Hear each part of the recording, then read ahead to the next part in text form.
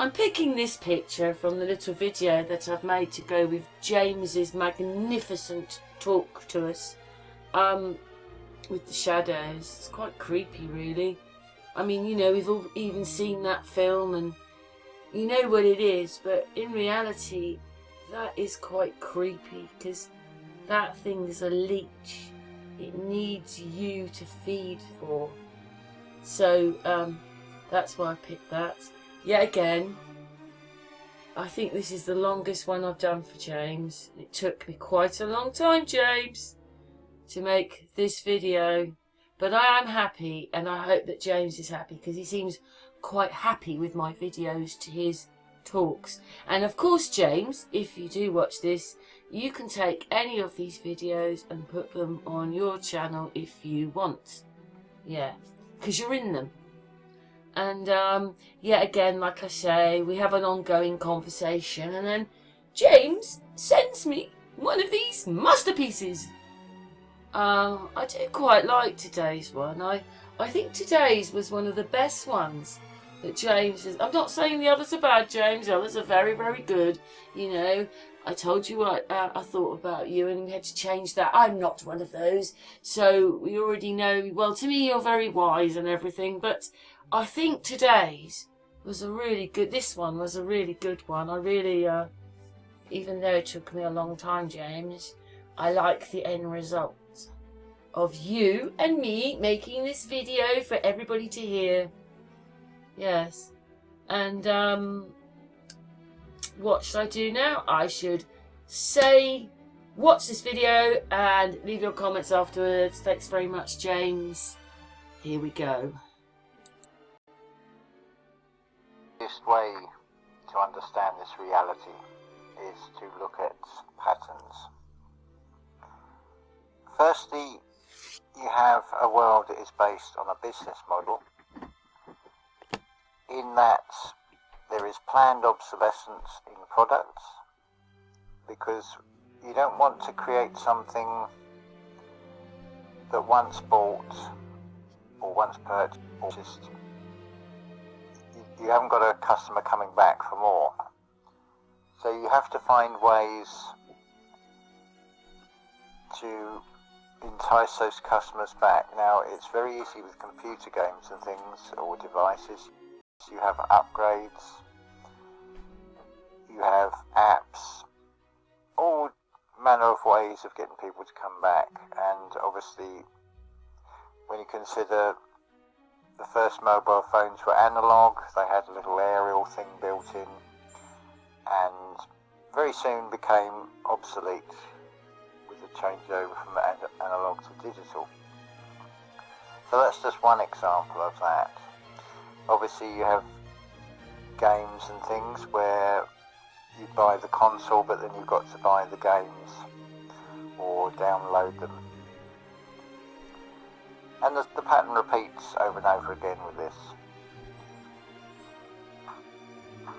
And that saying about what is sweet to the mouth, or sweet to the taste, is bitter to the belly. Very much the case with foods.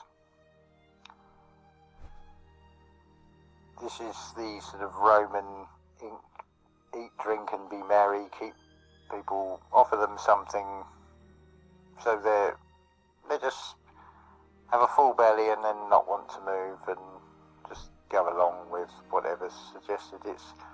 This is the other part of the thing. There's a saying about there is no quick fix route, and that becomes a readily apparent second blueprint, shall we say. An example of that would be turning to alcohol to escape this reality. If you're not happy with your life, you may drink to block it out, but of course it's a temporary thing. And that could be scratch cards, that could be smoking, it could be injecting, things that take your mind out of this reality. They're all a quick fix escape, but they're quite the opposite. And that's another pattern that becomes very apparent with this reality. But whilst on the one hand you can see that everything that is offered, it's very cloak and dagger. It's a gift with one hand, but there's always a catch to it. So have a mobile phone, make your life easy. Pay by card. It's just one step away at the moment, because you can tap your bank card or what they call the contactless payment, and it's just a bleep. But how open that is to malfunction, and you could be at fault with the card and then you're locked out, and it also, by getting rid of cash transactions, which is basically passing on a debt, it just promissory notes in exchange for, as far as the workplace goes, you're exchanging your time and your energy for a worthless piece of paper. The piece of paper only has value when it's agreed upon by two or more, but it's a collective agreement of, say for example, a £5 note or a €5 note or a $5 note, banknote. And then if you hand it over for something and something costs 1.43, for example, then if you're happy to hand that piece of paper over and get the thing and some change back, well, that's job done, as it were. But now it becomes even more convenient. You haven't got to carry coins. You haven't got to go to the bank and get these bits of paper out. You can just go contactless. Now, in this technological age, I'll get it right in a minute, where computers work really fast at processing data, how easy it is to track and trace everybody, because you know the time, you know the location, you know the goods being purchased. You can also see how much that person is spending. And when all that data is collected, how easy to write in algorithms. It's like, well, if the income of this person is X amount, but their outgoings are in excess of that, there's a red flag. It's like, well, where's this extra money coming from? And this system will obviously want to know, because it wants some of it. The hidden hand is a usurer. It wants to dip in and take out. The term person, if you think about it, if you break it down, hear it, ignore the spell, but if you hear the sound, purse on, the purse that holds the money, holds the coins, it's on, therefore it is open, it's active, just like they would say about a bank account being dormant or active if there's been no activity. And same with email addresses, there's a new thing, I've seen a notification, if you haven't used an account for 2 years, it will be removed, shut down, reassigned. So it's all tracking and tracing, but why would that need to be done? Well, effectively, if you have a creator that is all-seeing and all-knowing, if you have something that wishes to set itself up as a rival to that, or to try and usurp that and replace it and set itself up as to say, we are the creators, we rule over you because we created everything, we control everything, then it's going to have to find a way of tracking, tracing, monitoring, knowing exactly what's going on. It's not far off in a way if you think about it. In George Orwell's 1984, where you can have such things as thought crimes. It's going that way with, you can't just say anything on the internet. There are certain subjects, certain topics you cannot talk about openly because words become weaponized, and then if you try and have an open and honest and rational debate about something, there's a weaponized label. It would be something like, oh, that's racist, or that's inciting hatred, or you name it. It's almost like a protection of the criminal, because if there is a perception of something and it would say for example, it would seem to be one group, wouldn't it be better to have it discussed, and it would come to light whether it was true or whether it was a certain section of a certain group of people. That leads me on to something.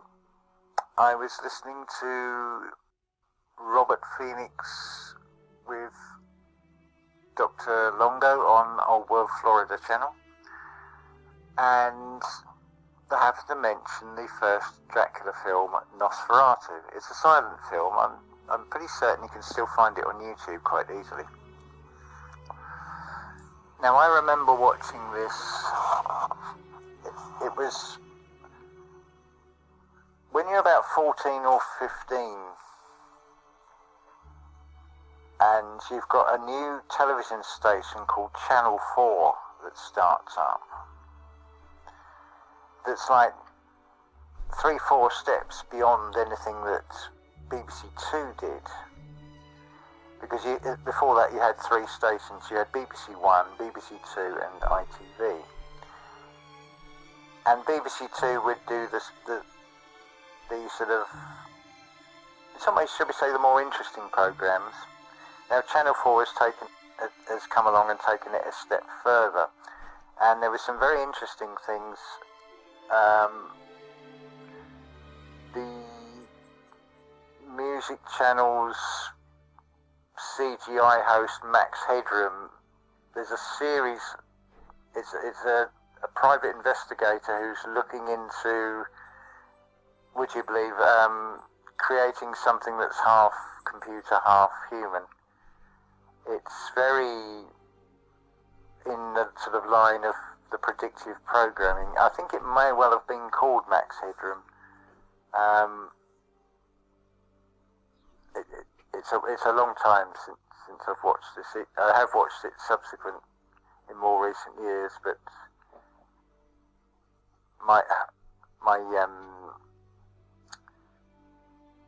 well, I'd be classed as having amnesia, shall we say, but I have huge gaps in memories, and things are very much like a fog. It's like trying to remember a dream. The only part that's really held is the emotion in a given scenario, but the details of the when, where, and the who, it's very much like a dream. I've gone off on a tangent here, so let's bring this back. So yes, Nosferatu. It's a silent, black and white silent era. I believe it's from the early 1920s. So you have this Nosferatu who has these very distinct archetype facial characters.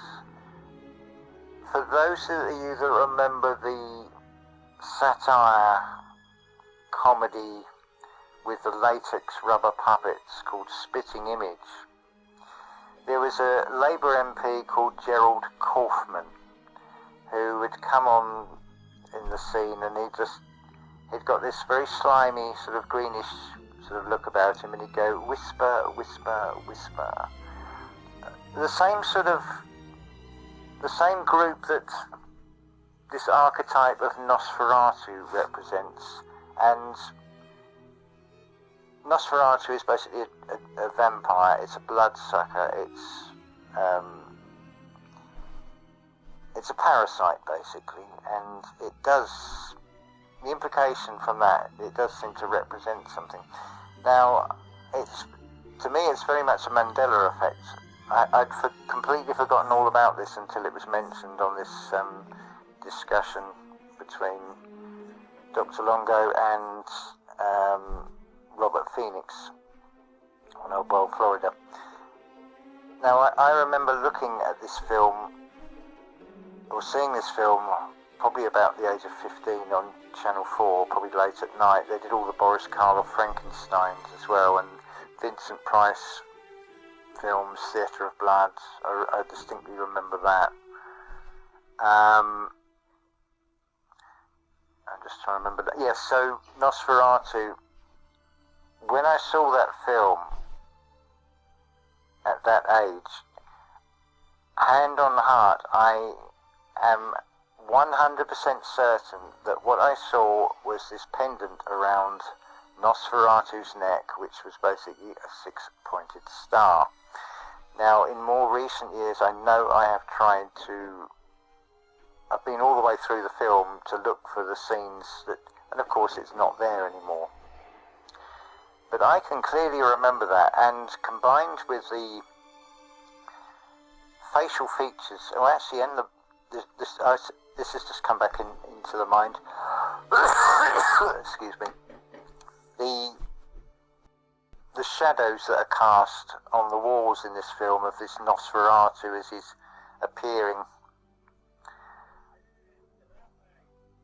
Another example would be from Oliver Twist, the child handler called Fagin, who is not Irish, shall we say. I think you can work out with what I'm implying here, but this is one of these subjects that you can't openly talk about, and it makes you wonder why.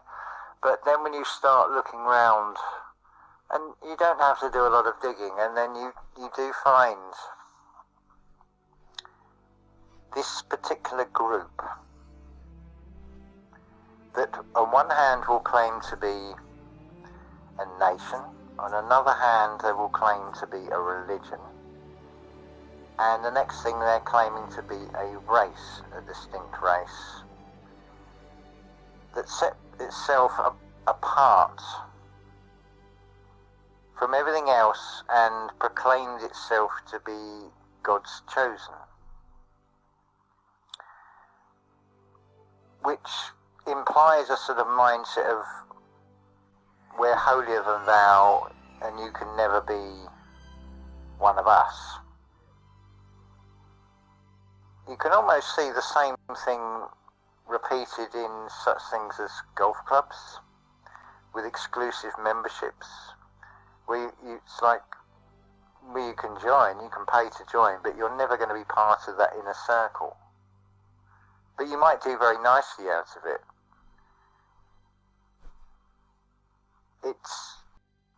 Lana Elabonte has made a beautiful discussion about Rome and how Rome never fell, and this ties into this as well.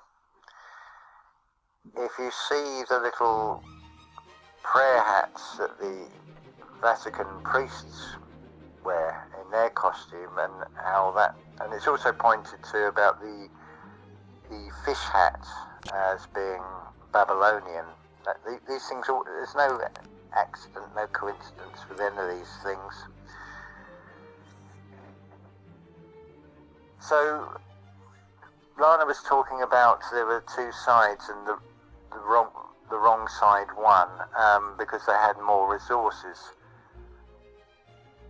I don't quite agree with that. I would say what they had was an infrastructure of communication which you can spread information or disinformation. Now, being a distinct group that is a stranger in every nation, as a merchant of Venice, for example,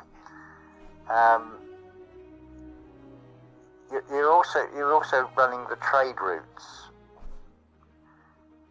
You're adding on a bit to the price of the thing that you've paid for it to then resell it. See, there's the business model again. You build in your transport costs and the logistics, but not only are you offering shiny trinkets and things which people seem there's always some that will readily say, yeah, I want that. You've only got to look at Wild West films as well, where you get that doctor in the top hat who turns up with these miracle cures in a bottle. I think we could see the origin of the pharmaceutical industry being shown in this one. And you've also got the deception thing, because you'll have a little decoy in the gathering crowd around this quack who's selling these special miracle lotions that will restore your hair or whatever, and of course you'll have somebody come out the crowd and say, it's true, I bought this last week and look, I can walk again. That kind of thing. But of course, in these small towns, I've always wondered why nobody has turned around and said, well, who the hell are you? Because I've never seen you before. That's the one bit they always leave out of these Wild West films, because that one in the audience, that decoy, that deception, with that misinformation, saying, yes, I was cured, but there was never anything wrong with him, it's just a way of making a sale. There was never any questioning, and people seem to just take things at the superficial level, and this is their undoing, not looking deep enough into things. This reality programs everybody it's increasingly instant and now and buy now, interest free for 6 months, don't need to pay back until whenever. That's creating a debt, that's creating indentured servitude straight away. Invisible change, you see. Slavery still exists, it's never stopped existing. Slavery is also human trafficking. Well, human trafficking goes on today. It is going on all the time under everybody's noses. It's the very much planned resettlement of peoples called immigration, and you'll have things like European Union dictates and directives coming out of Brussels. At one time, the directives for Europe to satellite and puppet governments came out to Berlin, but that's morphed across to Brussels. But the same thing of issuing dictates, and you must take these people in, these refugees, which often you'll find that these refugees are all young men. It's like, well, where are the women and the children? Just saying, and they're always from culturally, dynamically very different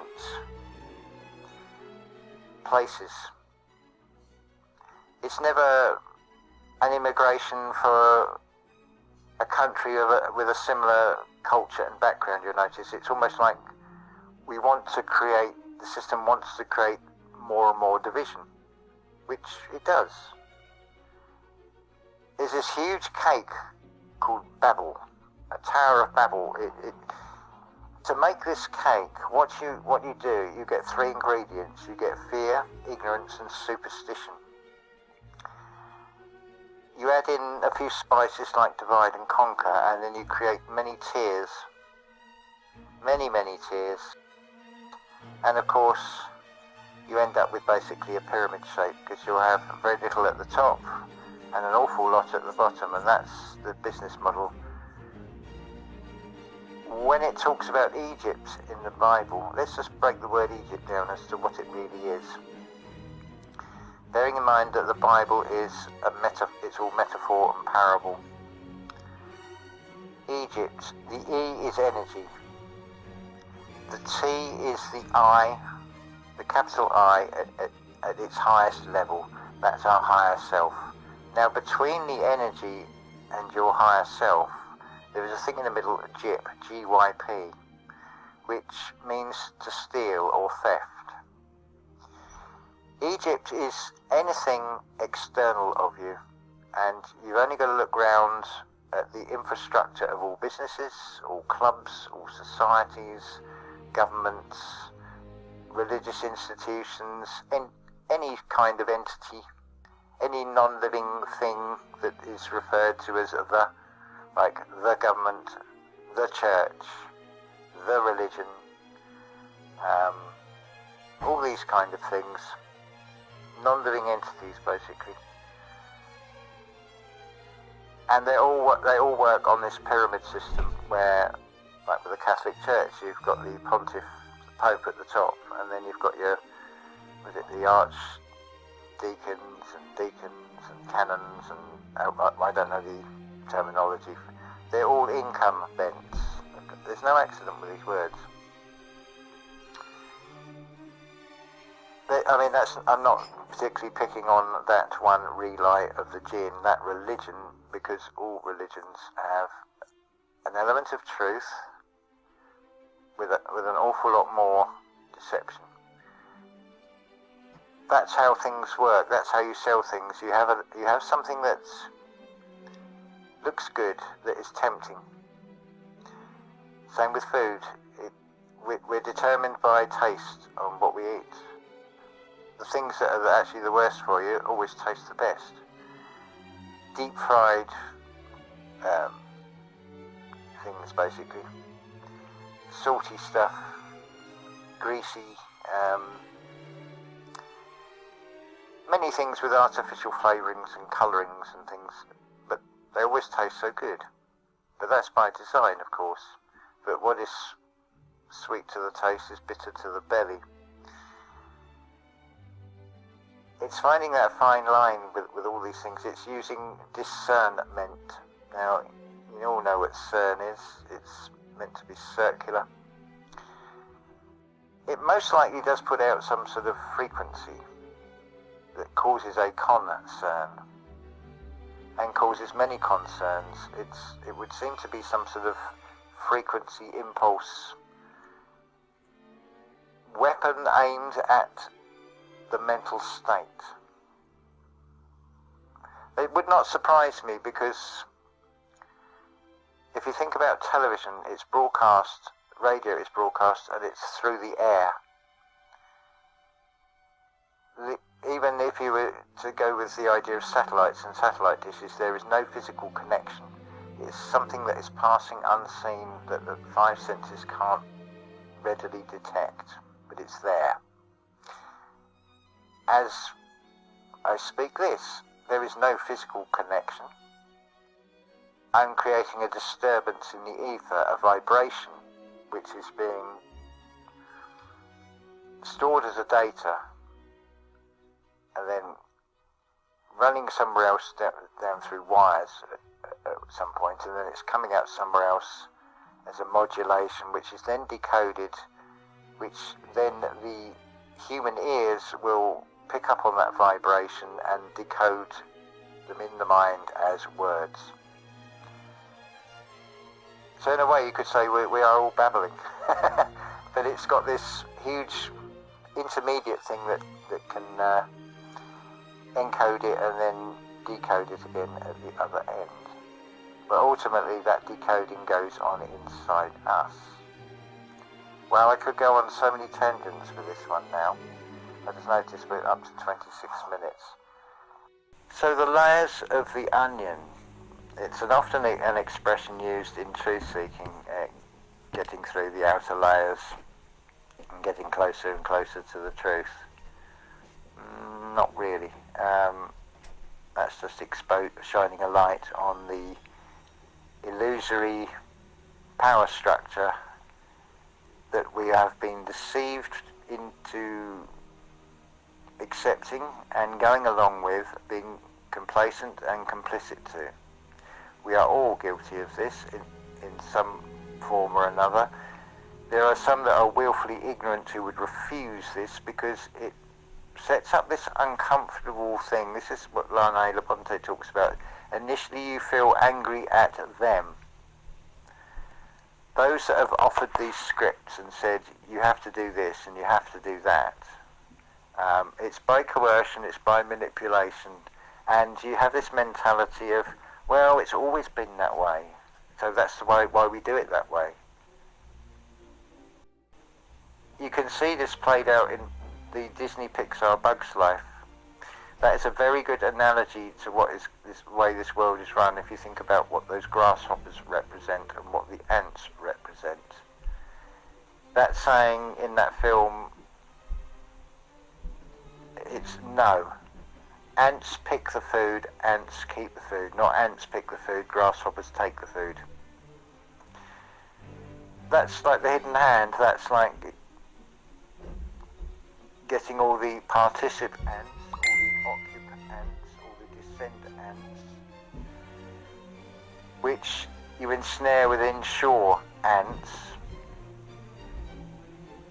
I could go off on a tangent here about history, the flood. If you have rising sea levels, therefore you have less land. So straight away you start herding people into smaller and smaller areas. It's a Russell, it's a hustle, it's a new type of brand. It's a Russell brand. He seems to be making the news across many channels. I keep seeing his name mentioned on various channels' videos. Observation Deck, I noticed yesterday. I haven't watched that yet. But a Russell, a hustle, it's as part of the distraction. Yes, maybe it might be like Find the Light RV channel has basically channeled the higher self, and this is one that's got too deep into the thing and will be set up to be discarded. And this is now coming out about the 2012 opening ceremony of the Olympic Games with all this, and I'm sure you can go and find it if you so wish, but remember, it is all really a distraction away from going inside oneself. See, ultimately, when this is the internal process. You will feel anger. This is what Lana talks about, and I know from the same experience. You feel anger of how dare they do this to us. Then it's, hold on a minute, they're not actually doing anything. We're doing it to us. Humanity is its own gatekeeper. Humanity is, by going along with these things and not having the courage to basically do what is expressed in that children's story, the king has no clothes. This deceptive merchant, you see again, who says to the king, I've made you this coat, only the worthy can see this. Now, straight away, it's the table turning being played out here. You see the pattern with this. Well, I don't want, the king will be thinking, well, I'm the king, I don't want to appear as if I'm unworthy. What will all my subjects think of me? I'll lose my power. Well, of course I can see the coat, see this new coat, and how fine it looks. What do you think of it? Asking all the subjects. Now, one, he's the king. He has the power to have them beheaded or arrested and whatever, in that sort of autocratic dictatorship.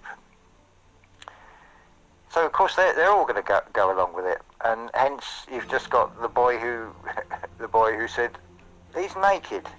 I can see he's naked. The one that is honest, the inner child, and it would be a child that would do it. Children ask what to parents are these awkward questions.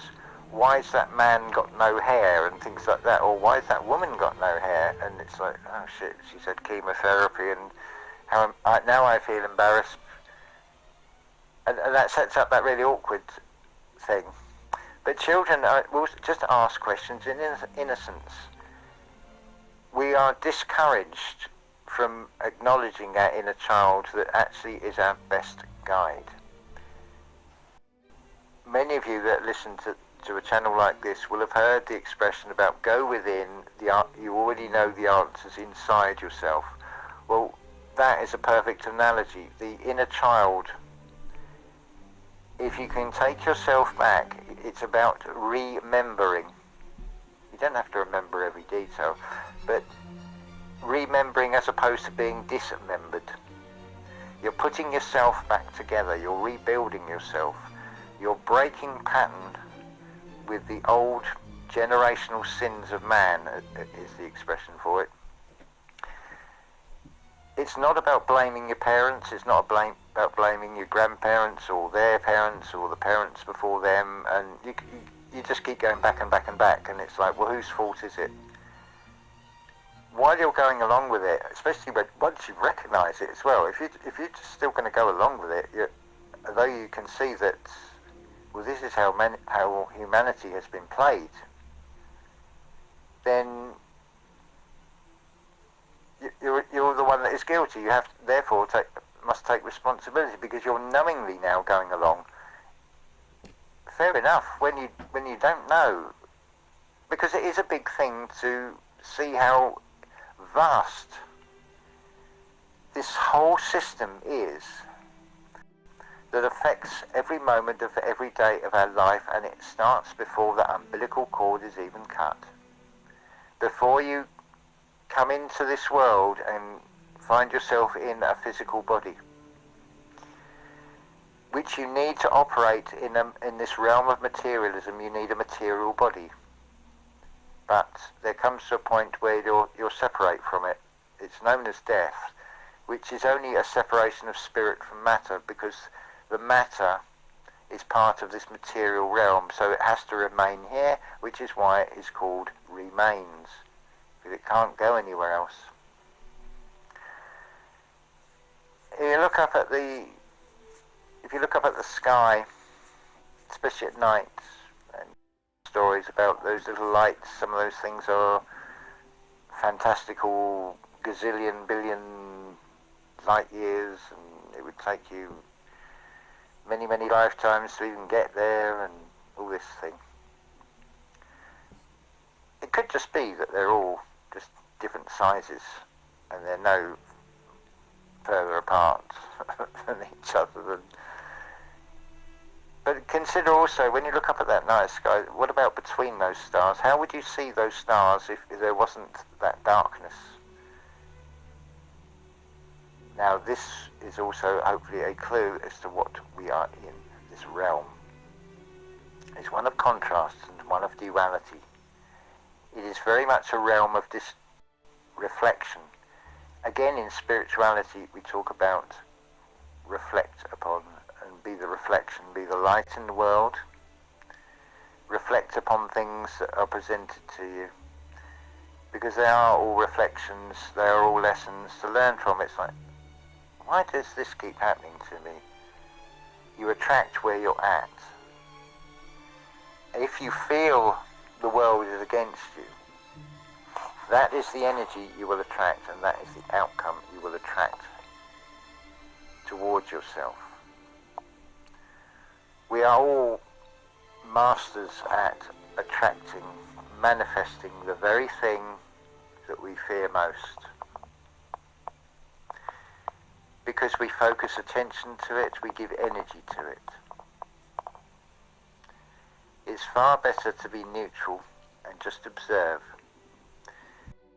Now, turning back to this whole topic of these merchants, the Nosferatus of this world, which probably are not very many when it comes to the very tip of this pyramid, which is actually inverted. It's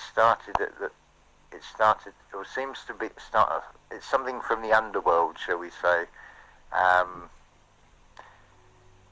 It's something cancerous, it's something parasitic, it's something that feeds in an acidic way that destroys it. What it creates is destruction wherever it goes. It's perfectly expressed in the film Independence Day. Now, do you want to be independent and dependent on something that is outside of yourself? Because if you go and seek outside of yourself, you go without, and you really will go without. But if you go within, it's that simple instruction: seek the kingdom within and all will be given to you. Really simple instruction, but it seems a very difficult one, because it does seem so incredible, because you have to come out of the perception of only seeing things in the material. The material, solid matter reality cannot formulate, and it cannot answer things that happen that are in the unseen, that don't have a physical form. There's more things that cannot be measured and compared in the unseen that manifest and become reality. This is another aspect of this whole realm. It seems that things can come in, and once they take a physical form, they cannot go back out. But where are we? We're in a reflection. We're quite close to the edge of time, the very edge of existence.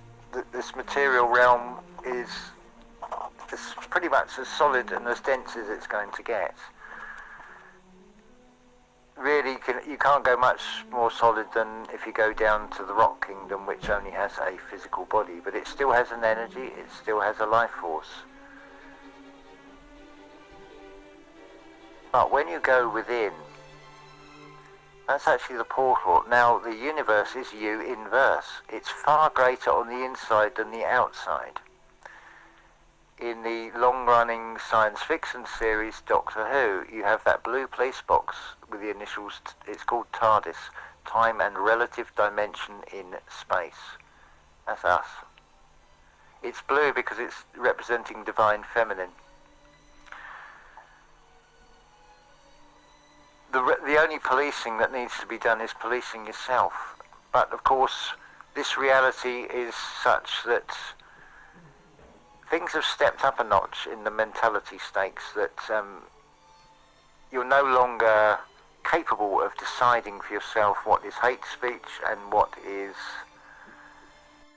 something you can weigh up for yourself and decide for yourself. That it's like the government, which of course is a non-living entity, that is only held together as a concept. Same as a nation. They're only held together as concepts. They're not actually real. This thing will decide what is best for you. The only one that knows what is best for you is you. No one will love you as much as you love yourself. And as part of loving yourself, obviously it's doing as best we can to look after the vehicle that we find ourselves in, the physical body as well. Now, there are many schools of thought on this, whether to go vegan, whether to go on this or that diet. My personal findings have been that natural and naturally grown, you feel the difference, but that's not always possible and not always practical depending on where you are, and it's not made easy to move to or relocate. But go with what feels right to you. You could go down the intelligence route with that one and be decided on price, but go with a gut feeling, not the mind or the ego or the thing that, oh, I'm tempted to that. The sugary, sweet things and things like that. But find a balance as best you can would be my advice on that one, the best you can in the circumstances you're in, because you can overwrite a lot of these things with the power of the mind anyway. What you think causes a chemical change in the physical body. It's going to have an effect on the amounts of serotonin, adrenaline, and so on. So you set up conditions in the body from the thoughts you have and the feelings you have. So you can easily overwrite that. The easiest way is to live in the moment. Don't worry about the future. Just live in the very moment right now. And go with the universal law of assumption that you already have that which you desire. The more you can import that feeling into the body, it then works like a magnet and will attract. You attract where you're at. I'm not saying this is easy to do. I'm saying this takes an awful lot of practice, because you need to overwrite what the 5 external senses are presenting to you as being true. And often the analysis of the facts, or the apparent facts of, oh, I haven't got this, or I'm going to run out of that in X number of days, becomes, what's the saying,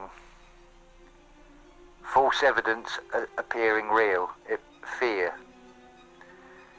Because then you start putting more energy into the fear of the thing, which will actually make it into a reality. Now, that doesn't even have to have a physical form. It can play out in the physical reality of, oh, I did run out of this, or I did run out of that, because I was worrying about running out of this or that, because I'd focused my attention onto that, which caused a tension in the mind. That is perhaps the best explanation I can give to any of you that imagination creates reality. It depends how much feeling you put into something. But practice makes perfect. Everything in this reality is expressing that as well. Nobody comes into this world knowing the 12 times table. It is learnt by repetition. Nobody learns their oath of allegiance or Lord's Prayer or whatever it is except through repetition, memorizing. It's the system programming called education.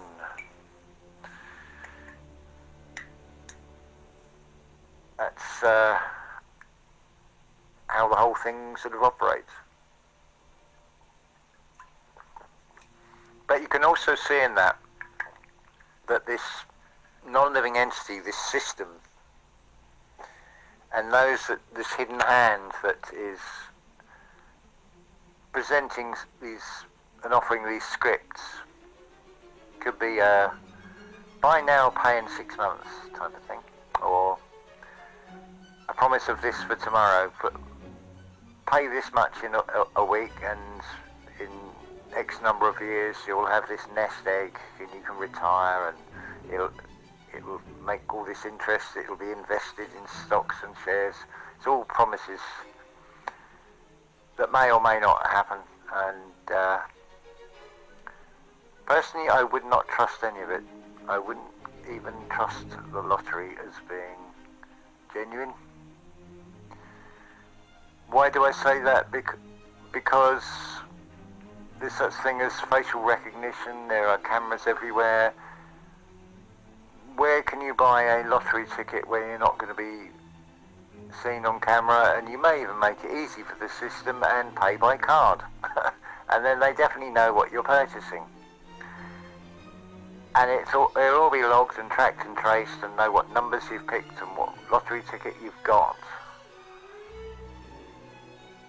There are no winners, there are people that are selected to highlight certain stories, which in themselves would seem to be true. But then there is an underlying psychological message. Notice underlying psychological message that is being pushed of, oh look, that person won the lottery and they squandered it and went through over £1 million in 6 months. That's a huge negative psychological message being pushed repeatedly with that one. This is news. This is north, east, west and south, looking everywhere except inside yourself. These are just a few examples of the scripts that are being suggested. So returning now to Nosferatu. Nosferatu has a nose that's like a beak. Now there's a symbol that you'll see repeated throughout history. The Roman Empire had it.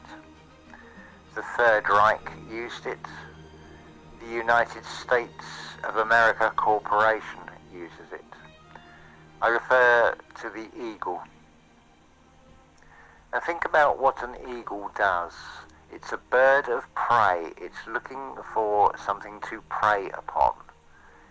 It will swoop, and then it will come down, it will get its claws in, and it will steal. That is pretty much an egoic parading of a trophy being displayed, and also a revealing being displayed of the nature of this hidden hand. So I think that's a good place to stop.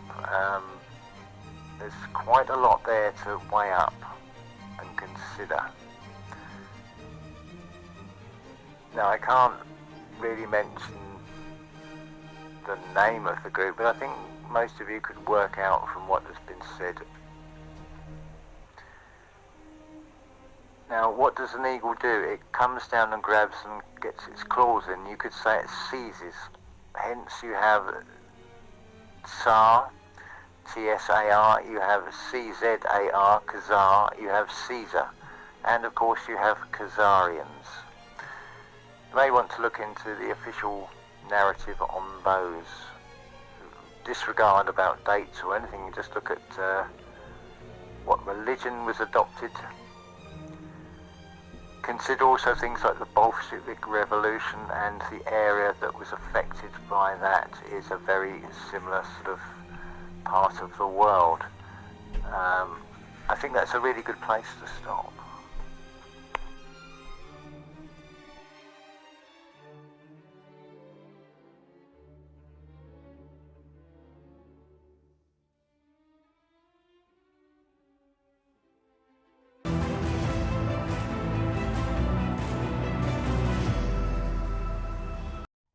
Hey, we're here this afternoon or this evening, whenever I put the video out, with our Christian. Christian has a few topics he likes to talk about, one being the worm in the, well, I suppose it's in the armour, isn't it? So, hello, Christian. Hello, and good afternoon to everyone, or good day. Good morning, good evening, good night. Or good afternoon, rather, good night. Yeah, so Christian and I have actually done quite a bit on the worm in the past, haven't we, Christian? We had a hangout about it, and I've made some videos, and I found out a bit more information, but you don't really know what the worm is. It never says, does it? No, not really, but I mean, my latest opinion would be that the Roman Empire was worldwide at one point, and I think as it's falling, I think what it is that the parasite had entered the Roman Empire from within, and I think that what probably started the collapse of the Roman Empire. Oh, so it's a symbol then. So that's saying the down with the Romans. Yeah. And basically, I mean, when you see all the paintings, the pictorials, and even the statues that depict the worm getting inside the legionnaire's armour, it's almost like what we have today. The parasites arm power, and you look what's happening today. So there's not much difference to the Roman Empire of old to the Roman Empire of new. You know, we're seeing a collapse, whether it's humanity as a whole.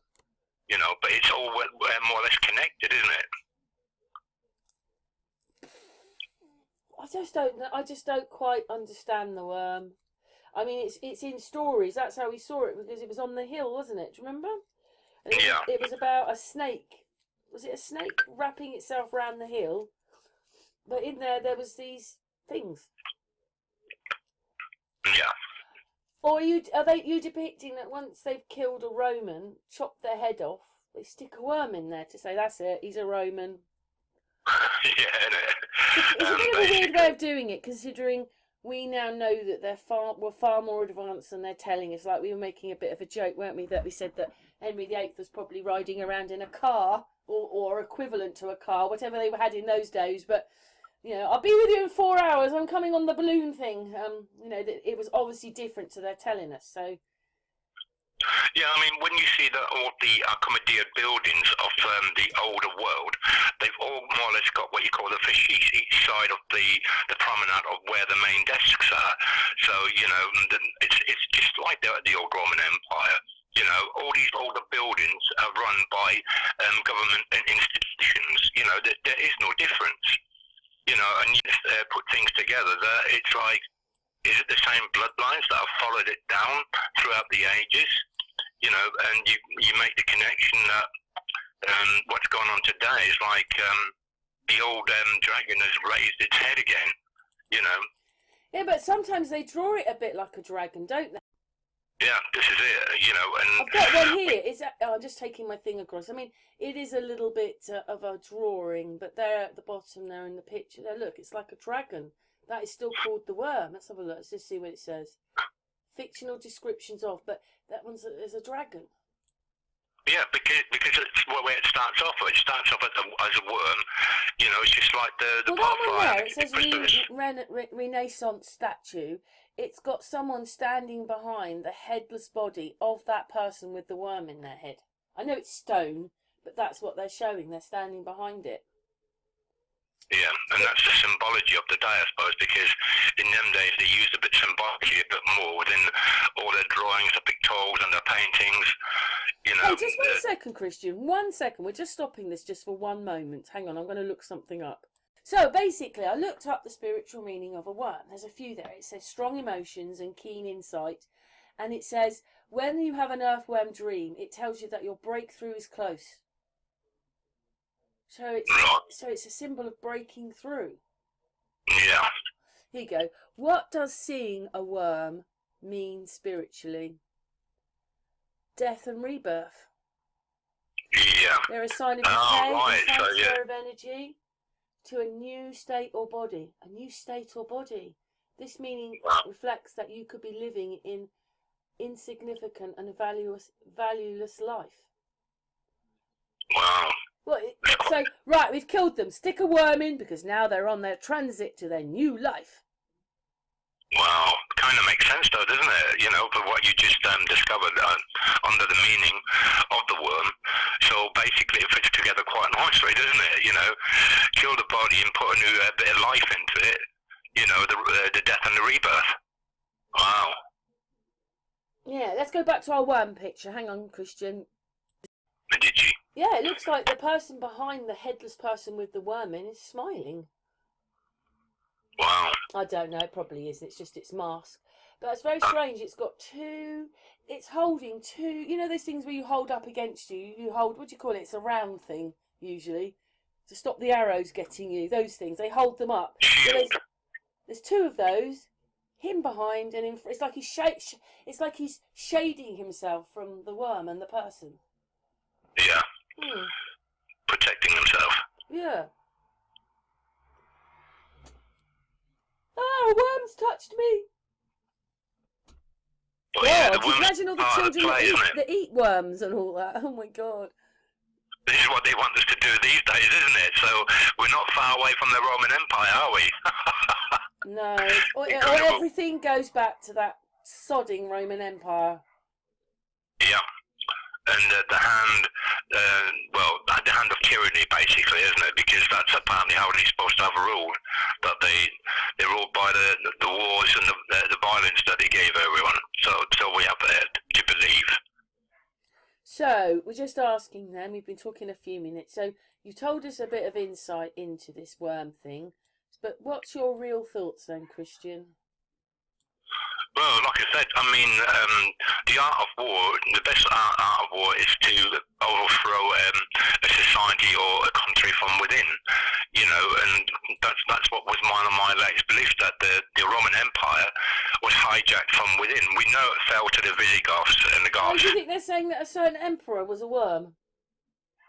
Quite possibly, you know, or they were given a poison chalice that corrupted the empire, and that's what it fell. Torso. They're not showing his bottom or his legs or his head. They're just showing a bit of torso. Yeah, which is very strange. Yeah, to me, that's what it depicts. It's more or less. Don't come near us. Do you think they did all that when We've got the plague and things like that. Yeah, this is what I was saying to you earlier about how did they defeat the bastions and the large fortresses? Well, they just poisoned the water supply by throwing poisoned meat into the water that supplied the fortress or the bastion with water supply. That's one of the easiest way to overthrow anybody without actually firing an arrow or bullet or whatever, or cannonball, you know. And that's quite obvious of what they do to us today, you know. I mean, we know that there's a war going on. It's a locust mystery, whatever that is. It's all about the Renaissance. So when's that, the 1700s? Yeah, I think so, 1700s. That just makes such sense, because I think that's where, you know, everybody's putting it down to the Victorians, but I've just got this feeling that it's the ones before that are these big Tartarians with the big houses. But then I thought, well, maybe the houses are a lot older than we think they are. Maybe the big houses, you know, the big houses you see in, you know, New York and London and all that, maybe they're Roman.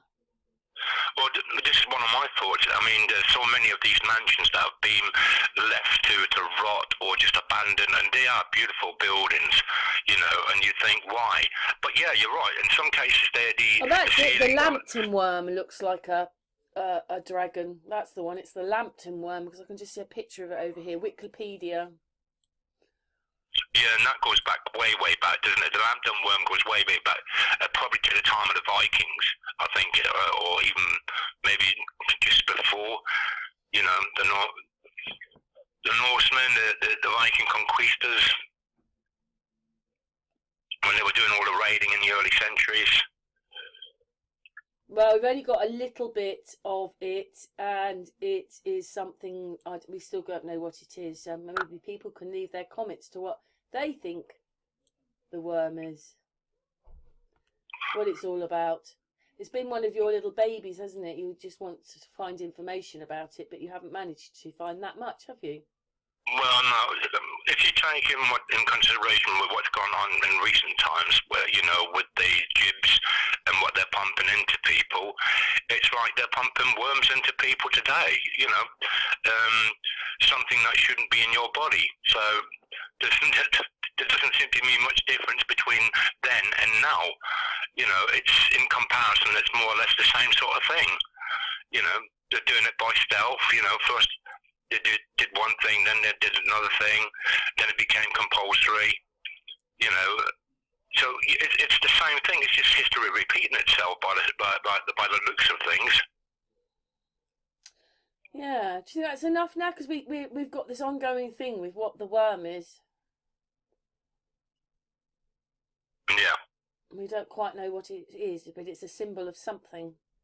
Yeah, it definitely is. You know, no, that's beyond any measure. Okay, then 1 second. We'll just stop for a moment and we're going to get the next subject up.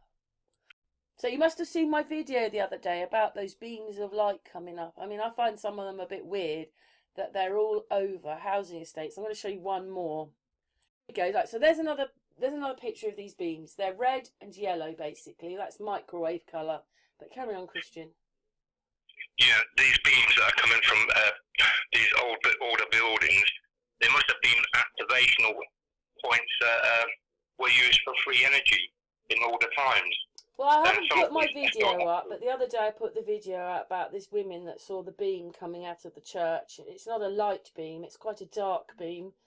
And then I moved on because I wasn't sure about some of the things you see in the sky and the fact that we can see these pillars. And I'm wondering whether it's cold. I think there's snow on the ground. I'm not sure, but when it gets cold, we can see these frequencies. Maybe that's what they're all the frequencies we can see.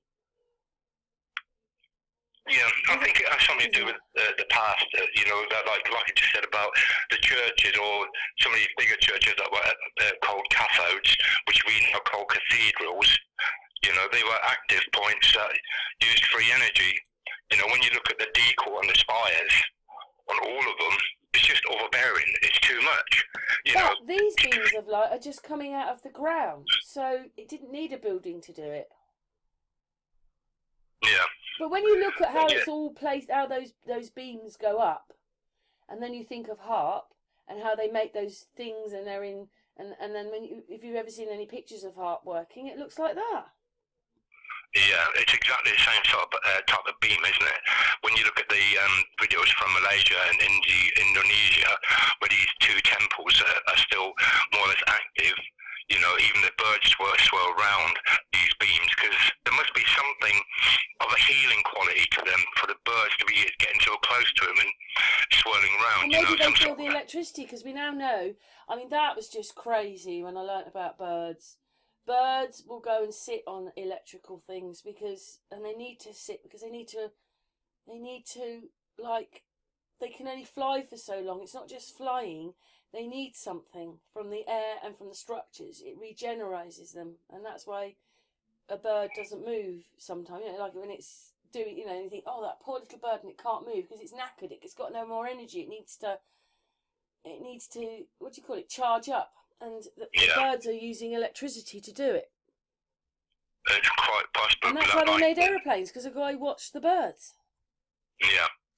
It's like a lot of people don't know that bees don't actually fly. They hover. Well, maybe birds don't fly.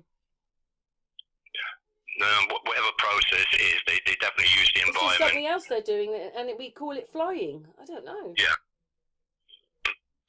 Can you imagine? Those birds can probably see all these things that we see. Oh, I'm staying away from that town. Look at all those beams in there. I mean, so some of the larger birds, they use the updraft and downdraft, which means they can stay up there indefinitely, you know, just using the updraft and downdraft of the Earth. Where there's the electromagnetic field involved, it's quite possible, you know, that creates the updrafts, you know, where they just float around without much use of their wings. Do you know what's a bit strange about beams, though? They can't be light, because you don't see light. You only see light when it hits something. Yeah, when it reflects off something. Yeah, and these are going straight up out of the ground, so they're not light. No, visually they appear something, I don't know, sometimes darker. You know? But in the olden days, maybe they knew what all this was about. Yeah. I'd say it's all the old technology that's still becoming active again in certain areas because of what's happening to our climate, the way they're abusing our climate. With everything they're doing with the geoengineering programs, it's probably reactivating some of these places. That's why I had a guess at that. I was thinking they built it the other day. I thought when I saw them and it was around so many towns, I thought, God, they're just building it into the town. Because don't forget, they just want to control us. That's it. They don't care about us. We're pigs, sheep, and cows. They don't care. They don't care what we eat, what we breathe, what we drink. They don't care. And if they can stick a pill in you or whatever medication to kill you or do, they're just testing it out on you. Let's just make it a bit stronger, see if they survive. They're just trying to find a way to do these. Oh, that's what I think. Well, my own opinion is that a lot more truth is ever since the release of the internet, people have become to inform themselves, to re-educate themselves of the past and the truer past that we've had. You know, Tartary just being one of the instances, and obviously some of the other empires that never really got spoken about. But were they empires, though? Because at the same time you've got the British Empire, they're supposed to be the Ottoman Empire. But then we were in charge of the Ottoman Empire. So it was part of it. So how does that work with all these empires? But they're not, they're all, maybe it's just a lie. They make empires all across the world, but they're all one thing. Yeah, I think so. It's just a change of hands or a change of ruler. But this is why I worked out when Tartaria ended, because the Ottoman Empire ended in 1925. So it was there. Everything, that Tartaria ended then, only that long ago, not thousands of years ago, just then. And that was all to do with the Queen, and then, you know, with corporations, and she was crowned, and she made us into a corporation, and so forth. It's all a bit bizarre, really. Yeah, insincerity, isn't it? In sincerity. Not in all sincerity. No, the words should have been spoken differently. That's for sure, you know. I'm just telling you, I'm the Wicked Witch of the East. Really? Sad as the case, that's what it may be, you know, because it seems that these royals worldwide have got a law unto themselves, and if they're connected to everything else that's going on right now, which I probably think that's exactly what it is, that they are the old bloodlines. Do you know what I wish they'd done though? I really wish they'd told us the truth about history and told us that basically, I'm just going to put another picture of beams on because people like seeing things move across the screen. It's been shown they didn't tell us the truth, that the royal family are all the Romans. Nobody would want them in. Well, this is it, but they don't go by their true name, do they? You know, their name, apparently at the moment, where they changed it for World War II because they didn't want anybody to know that they were the Saxe-Coburg. And then you go back further, they were Wettins, you know, and you go back further, and you find out that they are actually the old bloodlines, you know. You know, if everybody understood, I mean, I tried to explain, you know, they're all Roman emperors, even Henry VIII was, and my mum thinks I'm mad, but they are all Romans. You know, what you find is that they are kings in this country, and they were kings in Europe at the same time. They were Roman emperors. So was Hitler. That's just, I don't know how you start the war off as a goodie, but there are times when he's sitting outside that train with those papers, and I just think, look, there's an actor learning his lines. There isn't a man trying to control the world because he was running around on a train, which seems to me that they could have killed him any time they wanted. Well, this is a really Look, good point. there's Hitler's train, bomb it! Yeah, and yet they bombed so many other trains, didn't they? Well, look, That's London the got irony. destroyed, but they could never get Hitler on his train. He was out there in the open. But then again, a lot of people now say that Hitler was part of what the Roman Empire is, and it runs both sides. Yeah, it controls both sides. For how long this has gone on, we can only surmise. Perhaps at the fall of the Tartarian Empire, the Romans took over again, and it's been going on like that for 500 years. I mean, Copernicus, that's a Roman name. Medici, Orsini, all these families that run the world, you know, they're more or less of their old Roman world. So... Yeah, but they never. What it is they're pretending like they left, but they didn't. We can't even get this bit. I told you it was watching a video. We've still got the beam pictures up, so we'll find another picture in a minute. But we were watching. I was watching this video. It was. I think it was on. Oh God, I can't remember his. I'm sorry, my mind's gone a bit of a blur today now on that one. Where what's his name? I can't remember what his name is now. Anyway, let's carry on. He did a video where he's talking to this man, and the man says, Christianity started in England. He said the first person to be crucified was in England. And you're like, what? So all roads don't go to Rome. They come to England, which is kind of what's happening because Charles is head of it all. Well, yeah, there's plenty of pictorials and paintings of people wearing Victorian clothing, and you think, well, what period was the Victorian period then? We're told it's the rule of Queen Victoria, but when you establish that you've got paintings and pictorials where people are wearing Victorian clothing, that implies the Victorian period. Yeah, I think it was the King George, the one before. That's the one, you know, if it's not the Romans who made the big buildings that we look at and they've been cladded with stone and whatever, and some of them have been destroyed, but some of them are still there in New York and London and other places all around the world. If the Romans didn't do it, then they did it. I just feel it was them, the ones before. They were the ones with the money. They were the ones that did everything, made the train tracks. So that could be 100 to 200 years earlier than they're saying at least. And they probably had it anyway because once you've got it, if you're making train tracks, you've got it. Yeah. Not getting it, you've got it. I don't know, it's all bizarre. Well, yeah, it's crazy to think that they were still crucifying people in the Victorian times. But then again, people assume that Jesus... Well, yeah. Ooh. I mean, people think that Jesus and the other two people that were crucified, you know, probably think that they were the only people ever crucified in the world. But, you know, you've got things like Spartacus, and this entire army was crucified all the way to Rome. So, you know, it's one of the things that they did. They decimated and annihilated any opposition. And you know, and again, it's the same thing that we're facing today.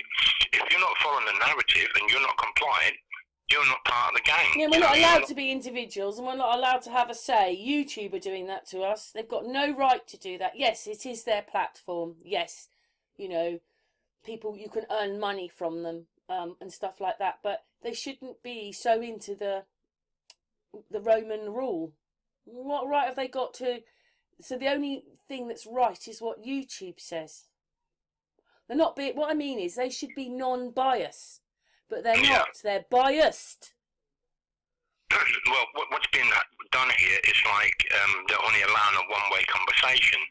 You know, it's like oh God, they said flat Earth. Oh, we must delete, block. We must do this to them because they mention those words. Yeah, I mean, when you look at what's going on in the world right now, even in the UK, we were once known as Great Britain, and then we became UK. Well, we were known as the United Kingdom, and now it's just the UK. Yeah, so you begin to realise that they're changing stuff to suit agendas. You know, it's been going on for a very long time, and God knows what we're going to be facing in the future, for even us or the kids of the future. I mean, I'm not all for technology, but I'm not against it either. You know. Yeah, we'd just like to know what we're facing, really. Well, yeah, I mean, I was on the bus the other day, and there's so many of these 16-year-olds, and every 16-year-old was more or less using their phone to get on the bus and pay to get on the bus with, but yet their brains were more or less non-existent. You know, they're all jammed at the front of the bus, and the driver's doing this. Can you get upstairs? Can you get to the back of the bus? And then all the kids went upstairs to the bus, and they all started standing upstairs. So the driver had to get out again and tell them not to stand upstairs and whatnot. Yet there were still seats downstairs, and I'm thinking, these kids dumb. You know, why do they have to jam pack the front of the bus? You know, it's just mind-boggling. Absolutely mind-boggling. Mind you, I suppose in the old days there would have been a conductor on there and he would have done it all. Yeah. I mean, it's not the driver's job to conduct the way people behave, you know.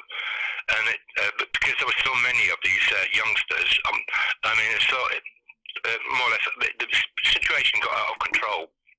And there were so many of them that eventually the driver just had to shut the doors and drive off because I think he had enough. You know. You weren't very happy when you came home for that. We were supposed to have our hangout on that day, and you weren't very happy about it. So yeah. What picture should I put up? Because I've got a Union Jack now. I have to say that to me, the Union Jack, nearly about 90% of the flags are from this flag. Crosses, crisscrosses, lines, down, cross. The and rulers. then you've got the triangles, and you'll notice that a lot of flags have these triangles in them. Yeah, it's incorporated in many other countries' flags. Yes, all of it. It's part of the same system. You can even work out where they're living, because there's a crisscross, and Jamaica have a crisscross, and they're on the crisscross, and so the land has to match into roughly the Union Jack. Yeah. It's like a star. Well, basically, that's what it represents, isn't it? The 8-sided star. You know, and that's why they wear it. But I mean, in recent times, that the uniform people, they wear the Union Jack, but it's been blacked out, and to me, that's treason towards the country. So whatever's going on, is that the new flag since we broke away from Europe? Yeah. Show the black one. Yeah, it's a bit weird. Black. There you go. You can buy a black Union Jack. It's a bit weird. Dressed like Darth Vader. Flag of the United Kingdom. Wikipedia have got it. Wikipedia is showing flag of the United Kingdom, black. What does that mean then? Say that again. It says Wikipedia file flag of the United Kingdom. And it's darkened out. It's black. Oh wow. Let's just have a look. One second. I was going to turn this off just for a second to get there. Yeah, so it's on Wikipedia. That's very strange, isn't it? Why would they be showing that then? Well, obviously something's changed, but nobody's been informed what the changes are. That's what it appears to me. size, original file. We don't want all that. Oh, there isn't that much. Oh, here we go. Flag of the United Kingdom, black and white variant. Date 2019. Flag of the United Kingdom, SVW. Author Spinzelaser or Spinzelays. This work created by the United Kingdom government is in the public domain. This is because it's one of the following. It is a photograph, or whatever, taken before the 1st of June 1957, was published prior to 1973, and it goes, oh, what the hell's that got to do with it? Precisely. It's an artistic work that a photograph or engraving or a painting prior to 1973. It carries on. HMSO has declared that the entry of the Crown copyrights applies worldwide. Also copyright in Dutch, English, Spanish, etc., etc. Origin, 100 countries. What is all that about? It's before 1928. This work is in the public domain in the United States because it was published before 1928. Doesn't really say anything, does it? All the countries that used to be connected to the British Empire, which became the Commonwealth, they probably still are today, connected in that way. But we're not being told of anything at top level, are we? You know, how everything is working these days. But we know there's definitely been a change, that's for sure. Wow. Anyway, I saw that after we started breaking up from the European Union, to be honest. The black flags were coming out. Well, that's obviously something to do with the royals themselves, you know, whether it's a significance of the Queen passing away, and they're saying, oh, everybody that's connected to the courts, you know, or the courts and judicial systems have to be in mourning of the Queen. What I see, Christian, is you can't get away from it because it rules you. It's something to do with this little country where, you know, it's been made to look like we're an insignificant little dot on a map. We're actually bigger than they show us we are, so they make us smaller. I don't know why. And everything's happening here, including maritime law. Yeah. Yeah, anyway, we're going to stop for a second. We're going to talk a little bit about immigration now. But it is very strange, because don't forget, we've got this lying history, even about the orphan trains. But about, and that seemed, when I looked things up, that the immigrants moved into North America, and then the ones that were there, they went to more southern, well, they were in the Southern America, which is kind of that map they show us, don't they, where they don't draw in the top part of America, and that's because all the immigrants were in there, and it's almost the same as what's happening now. Well, yeah, I mean, when you look at what's going on in Ireland and Wales, I mean, Wales has been inundated with this migrant crisis as well, but it's here as well. And of recent times, I've found out that the government has contracted the golf courses, which is 530 golf courses, they're hotels, you know, to fill them up with migrants. So, you know, yeah, there's a lot of hotels in Newbury with immigrants in it. The place I work at doesn't have any in at all, but there's a what is it? It's not a Holiday Inn. It's a you know, what's the ones they advertise a lot on the television that aren't very expensive? Oh, for God's sake, Premier Inn, those kind of things. Premier Inn. They're in, and the other one, there's another one that's just like it. Well, in Newbury, there's one of each, and they've both got immigrants in them. Wow. Well, I mean, even in small places like where I've and then we've seen a whole town up north with all those empty houses they could put them in. Yeah. I mean, at the end of the day, how can you have half a town empty with nobody living in it, where they could put a lot of the people and put them in hotels because there isn't enough houses, when they're destroying things that they could reuse as houses for them? Yeah, I mean, at the end of the day, they're all like young men. They're not like kids or women or old people. They're just young men. Everywhere that I've gone to see. I mean, that's how I got here with my family. I told you, my dad's family is my dad was German, and his dad was German and his mum was French. They were German. They were Jewish as well, and there's a bit of Scottish. And my mum's Welsh, but she always thought that they always came from Wales, but they didn't. I told you, one of her relatives crowned a king in Scotland in the 1300s, and then after that, an archbishop always crowned the king. And he was very important. I mean, you can't get almost more royal than that, can you? Apart from being the royal family, if you're going to crown the king. So one of our relatives crowned the king. So but then he went off to do some whatever it was, and it looks like he was either. It looks more like he was a. Oh, what do you call them with the crosses on? The knights. Knights Templar. That's it. My brain's a lift today. Knight. It's almost as if he was one of them, or he was on those. You know, like Richard III did them. They went crusades. He was in France doing stuff and fighting. But my family started there and then went to Wales. So we were actually Scottish. Went to Wales. But that's just crazy. So I'm not English myself, so I'm an immigrant. Well, yeah, I mean... well, I was born here, but my parents are immigrants. I think throughout the ages, I mean, we have travelled and we've been travelled or we've been trafficked, if you ask anybody about where they come from, they will always tell you, oh, well, I've got a Greek granddad, an American auntie, a French uncle. You know, everybody's got foreign blood in them. Yeah. And this is how you would do it, because you say all these people are migrating, in 2 or 3 generations' time, they've probably married the people of the country. They could be white, black, pink, blue, and then they've integrated, and then it moves on like that all the time. You're just always, it's like you're immigrating the whole time, isn't it? Because all the people mixing, the different bloodlines, everything, being an immigrant. Yeah, but I mean, what's gone on not right now is more or less being done by the hidden hand. So many Irish and Welsh people don't know what's going on in their countries, but all they know is they're being inundated with all these young men. You know, it's almost like, why just young men? Yeah, if you go to Mickey's Park, you don't hear anybody speaking English. No. They're all speaking different languages, like they're Indians, or they've come from those areas. Maybe not Indians, maybe they're Pakistanis, wherever, they come from that area. And then you've got the Middle Eastern ones that are coming. They're coming from these countries, aren't they? Yeah, basically, yeah. I thought it was a problem with Ukraine, not out there. This is what I'm saying.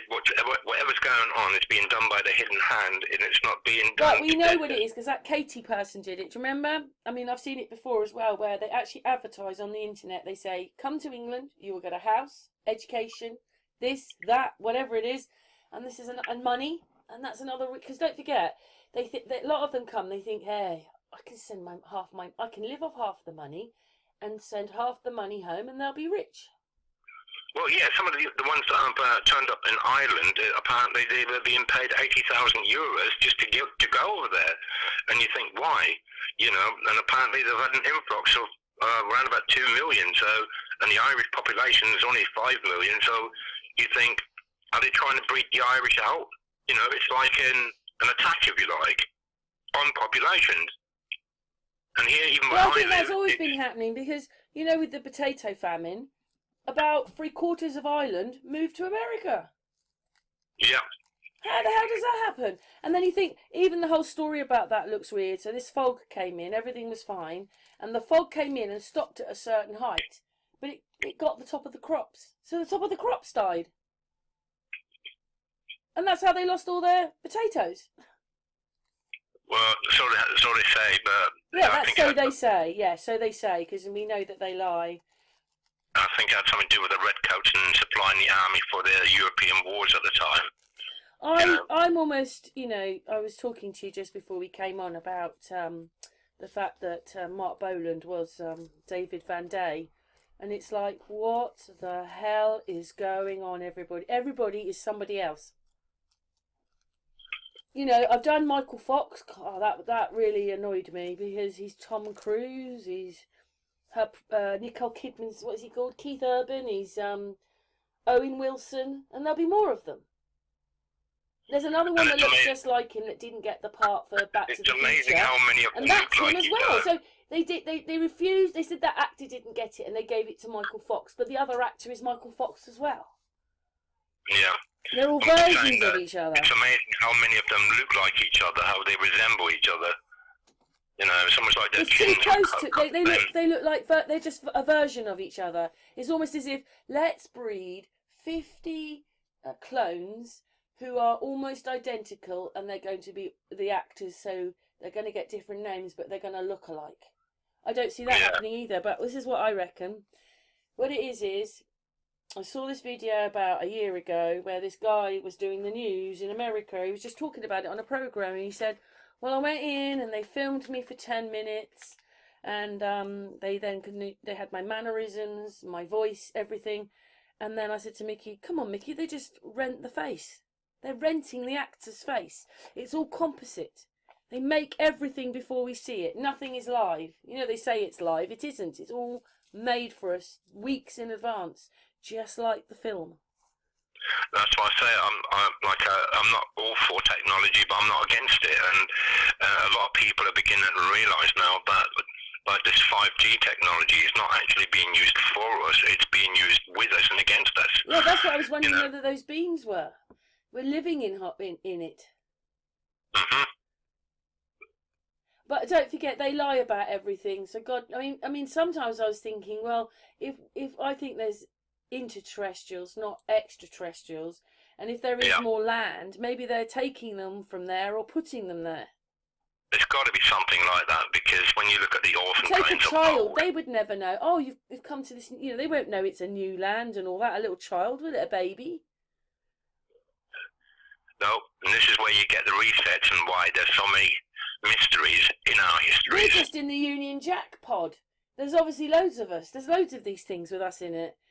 But I don't quite understand why we're here and what it is, what we're living in. You know, okay, the sun might not be very far away. I don't think we're moving and the whole thing like that.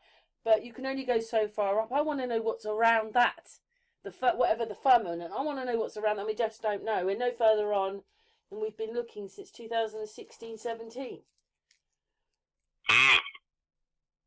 And all these things, you know, that's what sometimes, you know, they knew we were waking up and they've got to put us back to sleep, haven't they? And then, you know, all our life is a fantasy, isn't it? You know, I lost my dad a few months ago. We don't talk about these things enough. And so we're living in a fantasy, you know. Oh, the film star, oh, the car, the holiday, the house, oh, money, money, money. And it goes on and on. That's the fantasy. Yeah. Mm. Should we find another picture? Do you want to do any more on immigration? No, I think we've covered most of it, really. But it is strange, because, you know, you're Scottish, aren't you? Yeah. So you've emigrated here. Yeah, basically. Over the border. Yeah, you have. Well over the border, Christian. No, 1 second. We'll find another picture. So, we're going to look up a bit about, well, just talk about Tartaria, but I just put it on so obviously you're looking at something. And it says that basically it's a historical name for Central Asia and Siberia. Siberia's in there now. It's about a hidden past, mud floods. That's what it says. And then it says Tartari or Tartari was a blanket term used in Western European literature. It's all about Asia and they're bounded by the Caspian Sea, the Ural Mountains, the Pacific Ocean and the northern borders of China, India and Persia. And at a time when this region was largely known to the European geographers. That's Tartary. But they don't call, we say Tartarian all the time, or Tartaria. Or Tartary, yeah, Tartaria. Well, it's boggled me, that thing, and we just talked about that basically the last really big lot were the ones that made the train tracks. Maybe they were the ones that made the big buildings, and we're talking maybe about like you said, 1700s. But even though they said it originated in Russia and all that, well, they don't say Russia, actually, they just say Central Asia, but it's Russia. Everybody has the same buildings. Yeah. And they're all different, you know, like, in the buildings, you'll have ones that look Middle Eastern, ones that look like they come from here, ones that look like... but we've all got them. You know, I've got to the point with my mind and my opinion and the way I feel about it now is that because of the stuff that I've come across. I mean, only in recent years I found out about the concrete kilns. Have you heard about the concrete kilns? Concrete kilns? Yeah, I mean, basically, if all these older buildings, right, are red brick buildings, right, and at one point the concrete kilns came into being, and I think that what's happened is a lot of these old Tartarian buildings were covered in concrete, yeah, to make them look like they're solid stone. And I'm wondering, that's the problem. We all thought they were stone buildings, and now we realise the buildings have been cladded with stone tiles. Yeah, yeah. And that doesn't mean they're not old, those buildings. It just means those. So, you know, we said the Victorians are obviously probably the ones that are older, but the ones that they call those are the ruddy Victorians that did it. Yeah. So after Victoria, those are the ruddy ones that changed a lot, tried to change a lot of our history, or pretended the building was built then and stuck the tiles on them. They were from before. But they don't want us to know this, do they? This is why there is no ends, no beginnings, and you just stumble across things or people see things. Because they're not telling us the truth. You know, like I told you, I just worked out one day that what I believe is churches were small, like the one that's along the A4 here. They were little chapels, but underneath there'll be a crypt where the people was buried. And over the time, they built the churches on and made them much bigger and the whole thing. And then, for some reason, they stopped putting people in the crypts and they buried them on top of the land. Yeah. I don't understand all that either. Unless what it is they don't want you going down in the crypts ever, because the ones down there were huge. Well, I was quite surprised that when I went to see one, and I mean, the coffins were huge. You know, like they're great big tomb things. Yeah. In one of the churches I went to, they wanted to charge me. I'm going, well, hang on, you're a church, aren't you? What, are you a cinema or you know, a venue? You know, this is a church. You know, a church, not a place of you know, it's a place of worship. It's not something that you should pay to go and see. You know, it's there for all to see, isn't it? So the churches are in on it as well. It's got to be, isn't it? Yeah, they just don't want to change their mind. They're going to say it's Asia and all that. And it is in there because you can see it in the old maps. Well, that's if those old maps are real. Every time I do a hangout or a video, there's always got to be a noisy car, a noisy helicopter, noisy bikes. It's quite quiet here, and then suddenly... No. Well, funny enough, I've shut my window because he would have probably heard all the barking dogs outside. I don't know, but I don't know what's the matter with them. But there must be at least 4 or 5 of these dogs, and they just go on one for I don't know half an hour. And that's why I shut the window. Oh, sorry. I know it's annoying when other people's noise affects you. This one here says that the original word of Tartary is from medieval Latin Tartarus, from Persian Tartar, used in the 13th century, said to be ultimately from Tartar, the name of the Mongols for themselves. Yeah. Well, it's probably not the truth at all, because they lie about everything. Yeah, we just want the truth, don't we, Christian? We're always looking for the truth because we know we haven't found it all. We found bits and pieces of things. I mean, I was really shocked when I did the Union Jack. Never did I think the Union Jack was a flag for the world, and that was showing you that they still were in charge of all the countries, because all those countries would have changed their flags by now if they were separate countries. And they're all part of the Union Jack. Oh my God, there comes a plane now. I'm going to shut the window more. And then you've got, it's just crazy. And then we've got the star map, and it's all like... Everything is just so different to what they've told us, even that because the Roman Empire's still here. Whatever it is, whatever ruled us before, it's still here. We've got nothing new. There wasn't new parties, new this, new... It's the same thing, and it's been running this place like it is now hundreds of years ago. That's what I think. Yeah. Not much change at all, is there? Not really, no. When you consider the stuff that they're putting on us right now, with everything else that's going on, it's crazy times. I think crazy times, but it's like the truth is being revealed to us in part here, there, and everywhere, while they're still trying to deceive us at the same time. Look at this, Wikipedia. This is Tartary. Not to be confused with the spirit of Tartary or Tarston, Tartary, Latin, Tartaria, French, Tartary, and it says another. He's like, they just like sticking these things in. It just gets more complicated, doesn't it? Yeah, well, I mean, Sam got a present from someone last year. I think it was last year or early this year, and it's a map of Northamptonshire, and it's got a lot more village names and town, little smaller town names around it that don't exist anymore. But you know, seeing is believing that these places, they're not on the map today. So well, we saw one the other day. It's not that the place has really changed. It's just that we were with my mum, and my mum was like, "Oh, I didn't know that.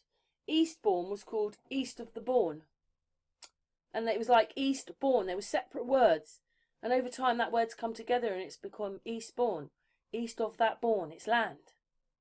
You know, like Hungerford is because hunger was round a ford and became Hungerford." And there was a ford of water there. And I lived in Inkpen. That's all to do with sheep. Wow. I mean, you don't even know that what things mean in the names of the towns that we live. So when you've got something like, I can't think of anything with Bourne on it now. But anything with Bourne on the Boune. Oh, there's Bournemouth. There you are, Bourne of the Mouth. Bourne of the Mouth. So that land is at the mouth of a river or something. Do you see what I mean? But you don't realise how much history is in the name. And it's the same. It's the same with Tartary, isn't it? Because I'm not quite sure what it all means because we've only got bits of it. But it's all crazy. But I always say Tartaria on everything, and it could be hundreds of years ago because it's history we don't really know the truth of. But they did write things down because I told you my mum's got a document that was done 1856 which explains that her relative in the 1300s crowned the King of Scotland. Yeah. So they did keep records. Yeah. They do know the truth. That's why they keep the truth from the masses. I mean, we've watched some of the really old films, and some of the films I've watched, I'm thinking, when you see New York in its heyday, around about 1900, and you see millions, well, it looks like millions of people all the way down Broadway and all the other avenues, you know, all the roads are just chock-a-block with people, more so then than what it is today. Yeah, you know, there's millions of people. Yeah, and they're telling us we're overpopulated today, but you know, and it's not just New York, it's many other cities. My son was telling me the other day, my eldest son, that, you know, basically the population's going down. Yeah. And it's in we've got here, look, History of New York, 1898 to 1945. You're looking at it, obviously it will have changed a bit, but there's great big buildings in there. So if that was 1898... it wasn't just built then. It's obviously hundreds of years old. There's one, New York in the early 1900s. We're looking at a building here, and that looks Roman. Yeah, this is what I'm saying about Tartaria. Did they cover all the Tartaria, or not all the Tartarian buildings, but most of them? They cover them with concrete and to make them look Romanesque, you know, or Romano-Greco. But why would they do that? Well, it confuses people, doesn't it? But why all the concrete kilns? What was the concrete for? When you were talking about concrete, we had concrete ships, concrete galleons, which is crazy. But, you know, we always associate... See that building there? I mean, these could be... Well, sorry, 1 second. These could be Roman. And they said they were built in the 1800s. Sorry, what were you talking about? Well, Tartaria and the concrete kilns. Oh, yeah, those. The concrete. We assume that concrete is quite a modern thing. It's not, though. The Romans themselves originally used concrete. You know, no, so I'm saying in your mind, though, when you see concrete, you think, oh, that's not very old then. But we're not. It can be much older than you think it is. But I think and that's the really strange thing, because the past, even with these buildings, they are so advanced for their age, but they're also old at the same time now. Now they're old, but they're so advanced. Like, they've built this building, it's 1, 2, 3, 4, 5, 6, 7, 8, 9, 10, 11, 12. It's probably about 15 stories high. How did they do that all that time ago? Yeah, this is it. These buildings were absolutely massive. And so precise. And you can't say they were Victorian And all of them because... do. Even in all the buildings in the streets, they just look at this place. Look at that. So this is probably 200 years ago. There they are with all their ships. They were having a life just like us. Yeah, Then. and a lot of these buildings were built with the technology that they were using at the time, whether it's free energy, free ether energy. I mean, one of my friends, Dave Perkins, he went on many ventures to Europe. Holland mainly was one of them. But yeah, just to photograph and video the evidence of all these older buildings that still exist there, and they've still got all the connective stuff to them that. There must have been some type of energy system that they used that they don't want people to know about. Christian, 1 second. Ellie. Sorry, that was my Mickey calling me, but anyway, I'll speak to him in a minute. Yeah, there's a building there, absolutely amazing. How did they get all those windows up there, the glass? It's going to tell you that they had little cranes and all that. It's just rubbish. They would have had, you know, look what it takes to make buildings today. It would have been the same then. I know, they just magic them up. Even the bridges, some of those metal bridges, they built so long ago. Where did they get? It's just amazing. Yeah. But again, we can't answer any of the stuff we've talked about today. These are some of the topics that Christian likes to cover and likes to think about, and we talk about, don't we, Christian?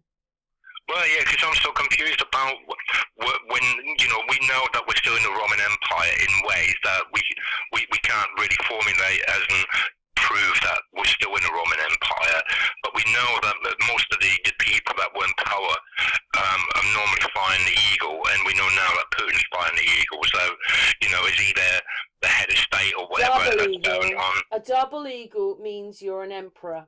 And the thing is, you know, people, when I put it to say someone like my mum, and, you know, they're going to go, oh, don't be so I go, Mum, they don't, what? So you become king of a country, and the first thing you do is you put double eagles on it.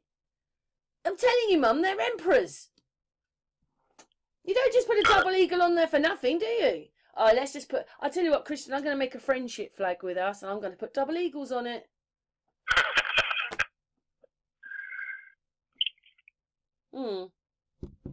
So yes, and it's a bit like, even with Hitler, they've lied about all that, or maybe what it is, in one country he's the baddie, in another he's this, and that's how they do it. Yeah. Well, I know what I'd like. I'd like them to push off. I'd like them to go, I'll tell you what, my favourite thing would be to put them all in the rockets and send them off. Yeah. To Pluto or even further out. Yeah, send them to the moon. Yeah, go for it. Let's send them all to the moon. I don't think they can go there either. Because what it does is, you know, we've got time now. We're a bit older, you know. We've got time to look, you know, and it makes you think about these things. I don't know if I think a lot of the people that come to the channel think about these things. Maybe a lot of people don't think about these things. That's why we mention them, to bring them back up in people's minds as well. I mean, this is New York. London's the same. So is you know, Rome. So is what's in Russia? What's that one? Oh, that was amazing in Russia, isn't it? The capital of Russia. Moscow. That's it. Sorry, I told you I'm a bit tired today. Moscow. But I've really, really enjoyed this talk, Christian. You know that we like talking. We could talk for a lot longer, but I've got to go. It's really funny and crazy at the same time that many of us who try and do the research and do the questioning to try and look for the answers, that when it comes down to real reasoning, that we're just looking for the truth, and we're getting called conspiracy nutcases, when in fact what a conspirator is someone who conspires to create an agenda or a plan to go against something. Well, we none of us do this. We do it openly and honestly, and just ask questions, you know. But I suppose we are against it because we know it's a lie. So that's why they're calling us that. We don't see ourselves as that. We just want to know the truth. But that's why they call us that. That's why YouTube is so brutal to me. They're brutal.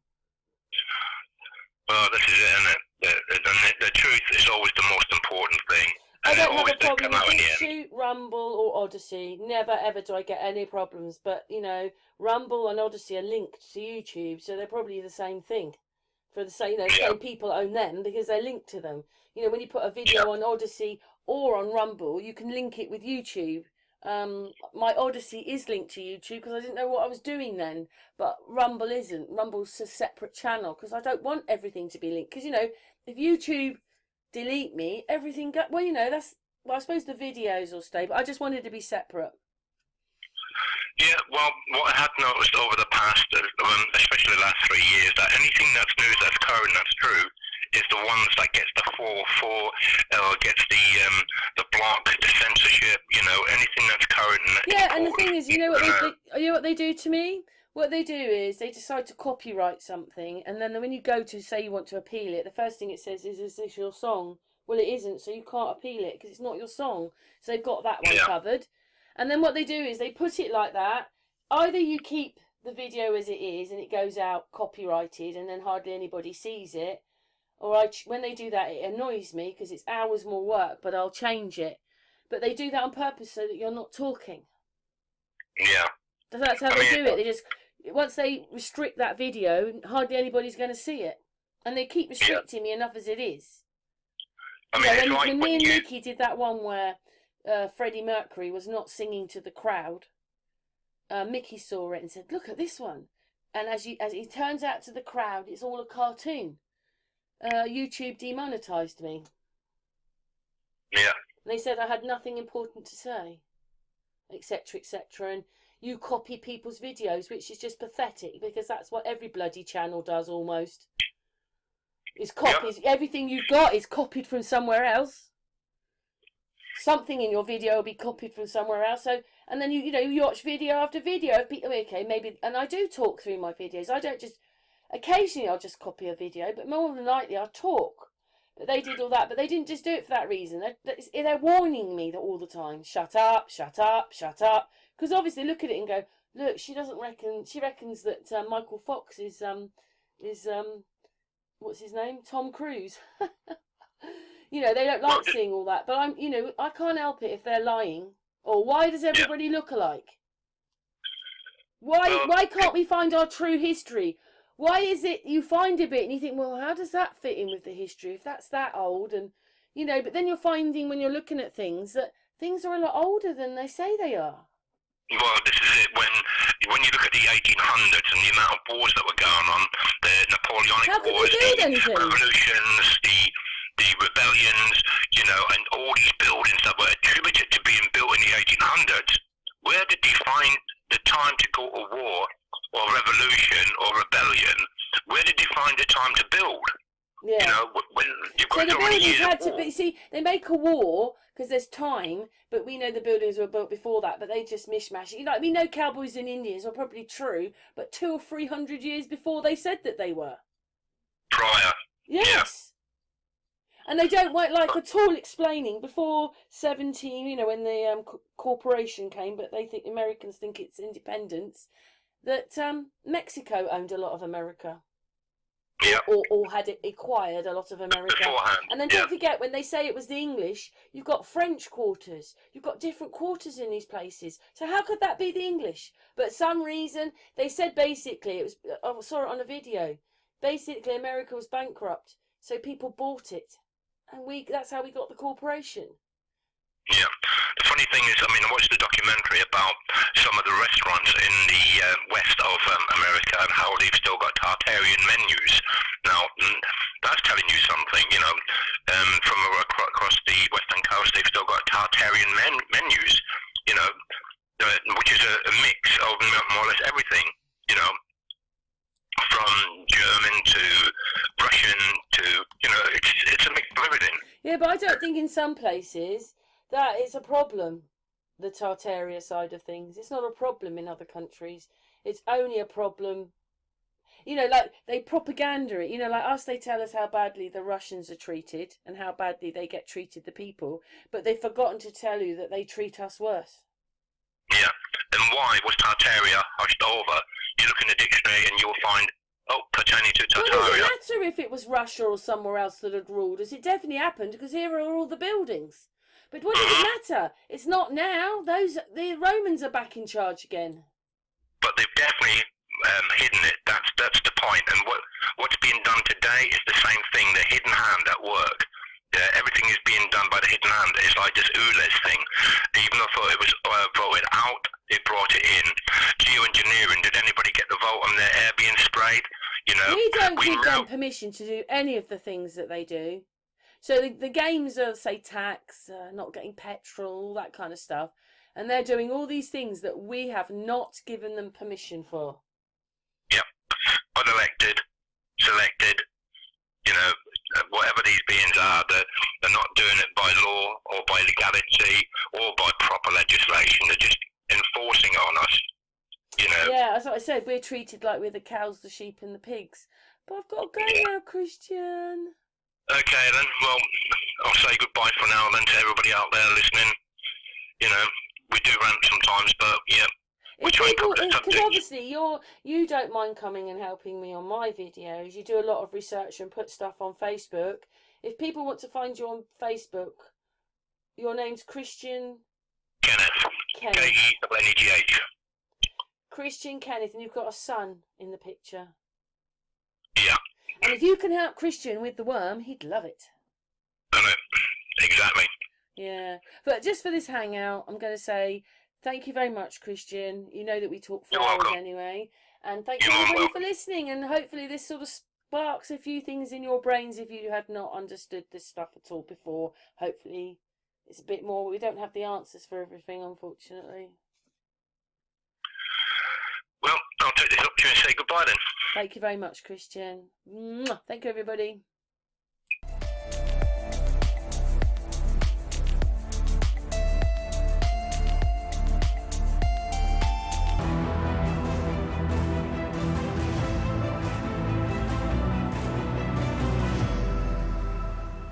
So we're with the expert here, Angel now. Angel, the expert talker.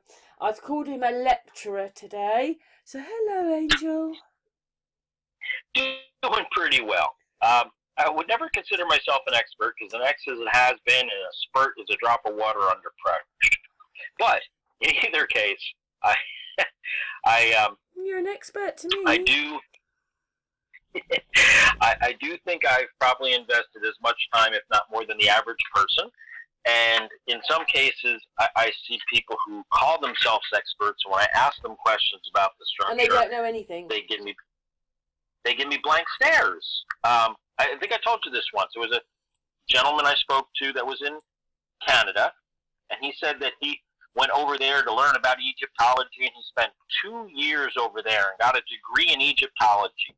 And I started asking him about some of the features of the structure, and his answer to me was like, I don't know, I never went in them. And I'm like, you went over there for 2 years to be an expert on, see, my goal is the structure. I don't care about Egyptians. I don't care about Egyptian history and what pharaoh. Well, it probably doesn't belong to all them anyway. They inherited it, didn't they? I believe so, yes. I think they didn't wound up in their backyard. But, no, Angel, and you taught me so much. Like, I didn't realise that they were all on different levels. And you've taught me, you know, that they all worked, when they were working together, even though they were on different levels. The bits inside equaled up. I hadn't realised till the other day that, because I kept thinking, well, they always say there's a bigger pyramid, but you don't really see it. And that's because a third of it is lower in the ground, and they don't show you that. But it is. It's dug out, and it's lower, isn't it, Angel? Yes. There are pieces and parts that are, some of the important parts are actually below the ground level. Do you think that whole plateau has pipes in it, or it's just certain bits of it? Say that again, I'm sorry. There's tanks under there and pipes taking all this stuff off. Oh, well, there are definitely pipes, conduits, whatever you want to call them.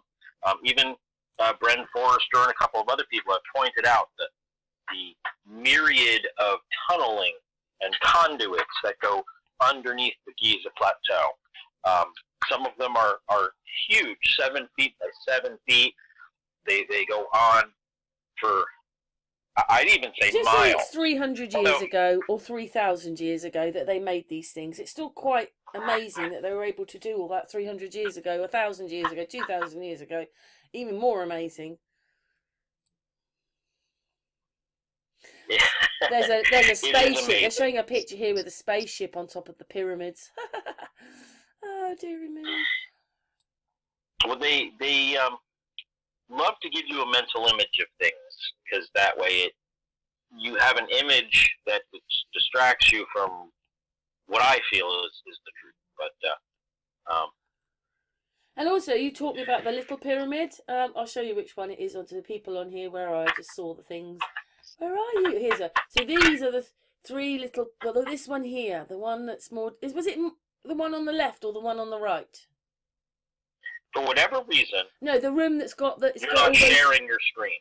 Oh no, I was just doing a picture on here. But one of those little pyramids is the one they don't allow you in anymore, and you can see all the water levels in it. Yes, the one next to the Great Giza Pyramid, it is the one furthest to the south. That one then. That looks the most damaged one, to be honest. Well, I guess you could say that, but it definitely has internal structure. Yeah. And it is unique in that way.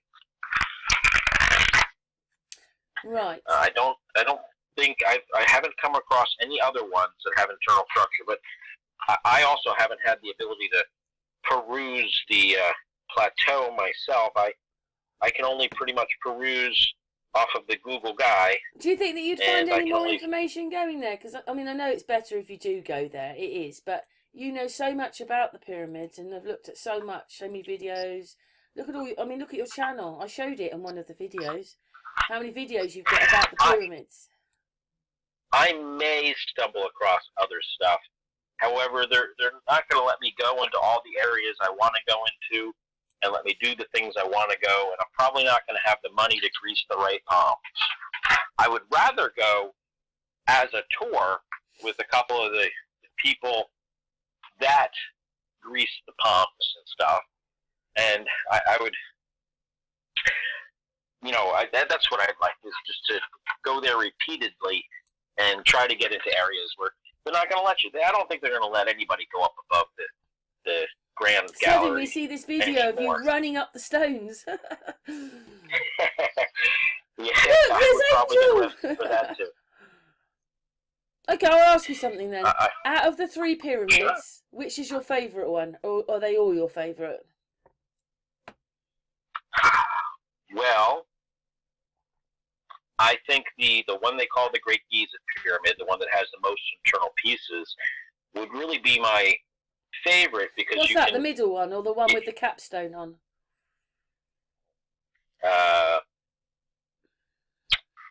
don't think any of them have a capstone. Well, but, you know, what I mean is, sorry, it's got like bricks at the top of it, that one.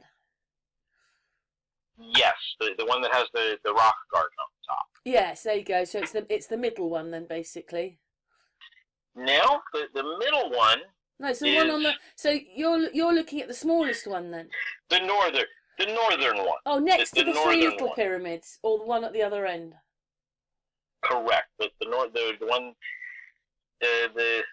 one up the other end. That's the one you do the most drawings on, isn't it? When you do anything. Correct. Let's get a picture of that. So what's that one called then? The Great Giza Pyramid. That is the one that they like to call the Great Giza Pyramid. However, many times people use the picture of the center one when they say the Great Giza Pyramid, and really, it depends on who calls it what, because there is, I don't think, any true. Well, no, when they say the king did this and did that and had the progression and blah blah blah, they're always talking about the northern one, because that is the one that has the funniest shape. That's the one that has the king's chamber, the queen's chamber, the grand gallery, that whole bit. So that is the one they always refer to as the Great Giza Pyramid, even though if you look at even books and stuff, they show the middle picture, the middle pyramid, the externals of the middle pyramid, because that's the one that has the nicest looking shape. Yeah, I see it. Great Giza Pyramid, and it's a different one. Yeah, I see that on here. Sorry, just to show people. Look, just on there, they've used the Great Giza Pyramid, but it's actually the one with the stones on the top. Ah. So people aren't even consistent that are experts, or so-called experts.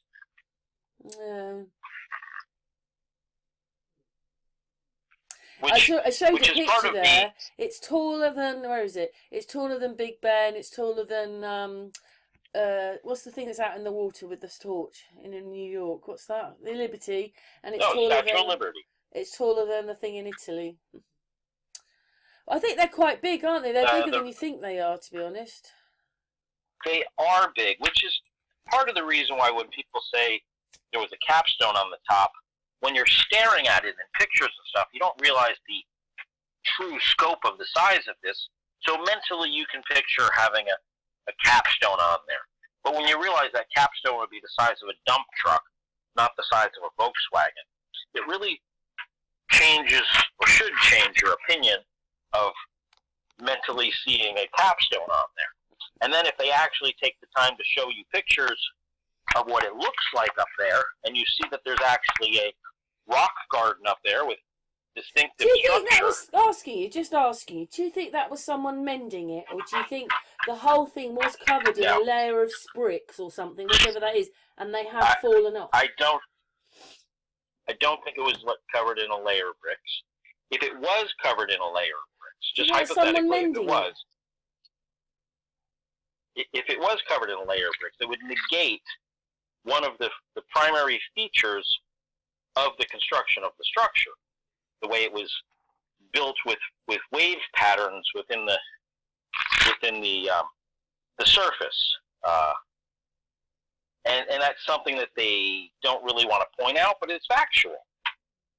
It doesn't lead or in any way help with the tomb dogma story, so it's not something that people focus on or take into account. But it does exist, it is there, and it actually has function. And when you understand what the function is, it kind of lets you see that if it did have a surface, it would take that function away. I do see, though, Christian. Christian was earlier on. Angel. That It's all right. Sorry about that. It's Angel I'm talking to. It's all right. I'm a bit tired today. I don't. You can call me Angela for all I don't seem to care. have much of a memory today. You know, I can't remember anything. Yeah. I've forgotten what I was going to say now.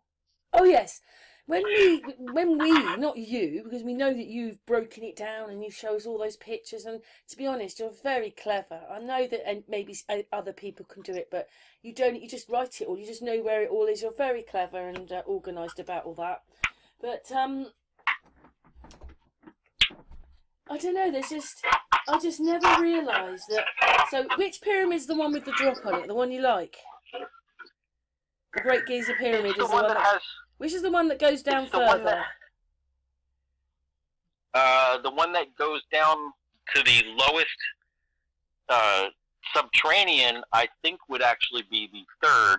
The one they like to call the Kirins or something like that. So is that the one nearest the little pyramids, or the one up the other end? Well, two of them have little pyramids. Both the one at the north and the one at the south. Right, but I see. So it's a bit confusing when I say that. Okay, well, it's the one at the end. We'll leave it like that. It's either one at the end. So one of the pyramids goes down, and I didn't even know that. It was only when I was looking at Mickey I realised how. I was like, blimey, it looks like they've mined it. It's just so dark and weird down that bit. And you think, and what it is most people think that they're told that the water comes up to these things, and it didn't. It came up to one of the pyramids that's built down. I reckon a pool of water went round that one, because it's got, you can see it, can't you, like a little moat round it. But the water was down, and the town. See, do you, in this picture here, do you see the town? No, because this plateau is higher than the town, and the water wasn't up here; it was down there. Carry on, Angel. I believe that the default water level, the water level of the river, which I believe would have been the Nile at the time, would have been the surface level of the Nile would have been down at the level of the Sphinx. Maybe it would saturate the paws of the Sphinx. However, they probably brought water from a higher elevation in the river and either canaled it down or at some point elevated the water up, and you can't say that they couldn't lift water. If you want to imagine 1,000 people, well, they were breaking it down, weren't they? great, So they could probably do but anything. I think they probably did it in a more mechanical type way. But one more time, I'm sorry. What did you say last? I can't remember now. Did I lose you? No, I'm here. I can't remember now what I said. Testing. I'm saying all sorts of things. Oh, there it is. I wanted a picture of the we have Sphinx. lost connection. No, we're here. I'm here. Can you hear me, Angel? There you are. Yeah, I'm here. There you are. Yeah, I just got a picture I of the can Sphinx. hear you now. Up. We cut out for a second. Oh, sorry. I've got the picture of the Sphinx up. So, yeah, but that looks like it's been covered in something, doesn't it? Like it was covered in sand. It looks like that, doesn't it? It's got. I believe for the past several hundred years it had been covered in sand. My understanding is that I mean the current era, when we stumbled across it, the only thing that was exposed was the head, and they dug it out. What do you think the head is? I mean, you know, you look at it, it's got a human on it. Some people say it's a lion. But what do you think it is? What do you actually think it is? On top of the Sphinx, what was it? A human or an animal? That I don't know, and really You don't know. Okay, just asking. It doesn't. Whatever, however it's perceived, it really isn't as important to me as how the stuff around it would work. Kind of like the statue they have in front of the Large Hadron Collider, Can I the just LHC. say one thing? I'm sorry, this might not even be a real picture. Sure. But they're showing the pyramid with pillars in it. There isn't one like that, there is there, with some pillars on it. Well, as you've pointed out, there are hundreds of pyramids, and I'm not going to say that one of them doesn't have pillars. It was on the outside. I'm not sure. It It looks real. It looks like that's a real photograph, and one of the pyramids has got 2 pillars in it in a wall that looks like it's built onto the pyramid. Well, you'll see it in the video if you watch it. I highly doubt it's one of the ones on the Giza Plateau. But, as you have pointed out, there are hundreds of pyramids in the area, and one of them could be constructed like that. I'm not an expert on all. Do you want me to show it to you? I'll tell you what, I'll show it to you. Half a dozen. I'll show it to you so that you can see it. Hang on. One's smaller and one's even smaller. That's weird, that is. Oh, God, they put buildings in that picture along the Nile. It says the Pyramids of Giza, so there would have been other buildings on the Nile taking the water. But it looks, on that, when you see it, you'll see it when it comes on. It's only not a cartoon, but it's just I don't think, it's not a real picture, is it? It can't be. But it's just showing it more like a plant. It just looks like a plant, doesn't it? It definitely looks like a working plant. Let me see if I can. Again, you're not currently sharing your screen. So okay, I'll tell you what I'll do. I'll tell you, because I moved the phone as well. What I'll do is I'll take a picture of it and send it. So I'm just going to hang on, everybody. Yeah, see? Well, I can tell you that's definitely not reality. You don't think it looked like that? I could tell you it's not reality because they show smooth images of all the pyramids, and none of them are that way. They all have different surfaces. Yeah, I was thinking that myself when I was looking at them. I was thinking, oh, they all look damaged differently. If that makes I sense. don't think any of them are actually damaged either. Oh, well, they look old then. I think that's the way they were constructed. Do you think do you think some of the stones are bigger on that pyramid and smaller on that pyramid? I mean the size. Well, yes, it is definite that on some of them they're smaller. Even on any one of the pyramids, each different levels have different sizes. On all of them there are differences, and they're all that way intentionally to maintain and control the static electricity which would be naturally deposited on the surface of them. I mean, I obviously know what your view is because we've had many hangouts about it. But explain your hangout again, because I took it off on your videos. You went through and explained it, and you said this is because it's a working. It's not a tomb. It's a plant. It's a machine. It's a working machine. Yes. Mm. Well, let's just say you have a structure anywhere, and everything on the surface of this Earth is going to have static electricity. It all has some degree of static electricity. And it's going to short to Earth or not short to Earth, depending upon whether you have like insulation between it or not. If you have a metal box with a rubber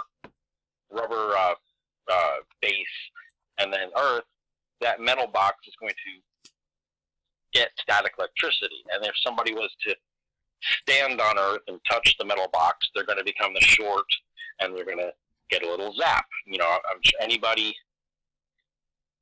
I'm told where you currently live is too moist and it doesn't work. And I understand that because they say London fog and it's always moist. But we've got Silbury Pyramid up the road, and there's one in Marlborough College, and any big boys' school here has got them.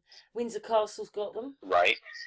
Buckingham Palace had one originally because I saw it on a drawing. Originally, it was the same as Windsor. They had a mound. Right. They've taken that mound away, but they call those mounds. But they'd be smaller pyramids. But they were still right. Well, again, that goes back to a question I asked you a while ago: is where do you draw the line between the word pyramid and just monolithic structures? Because I don't believe that all monolithic structures are pyramids.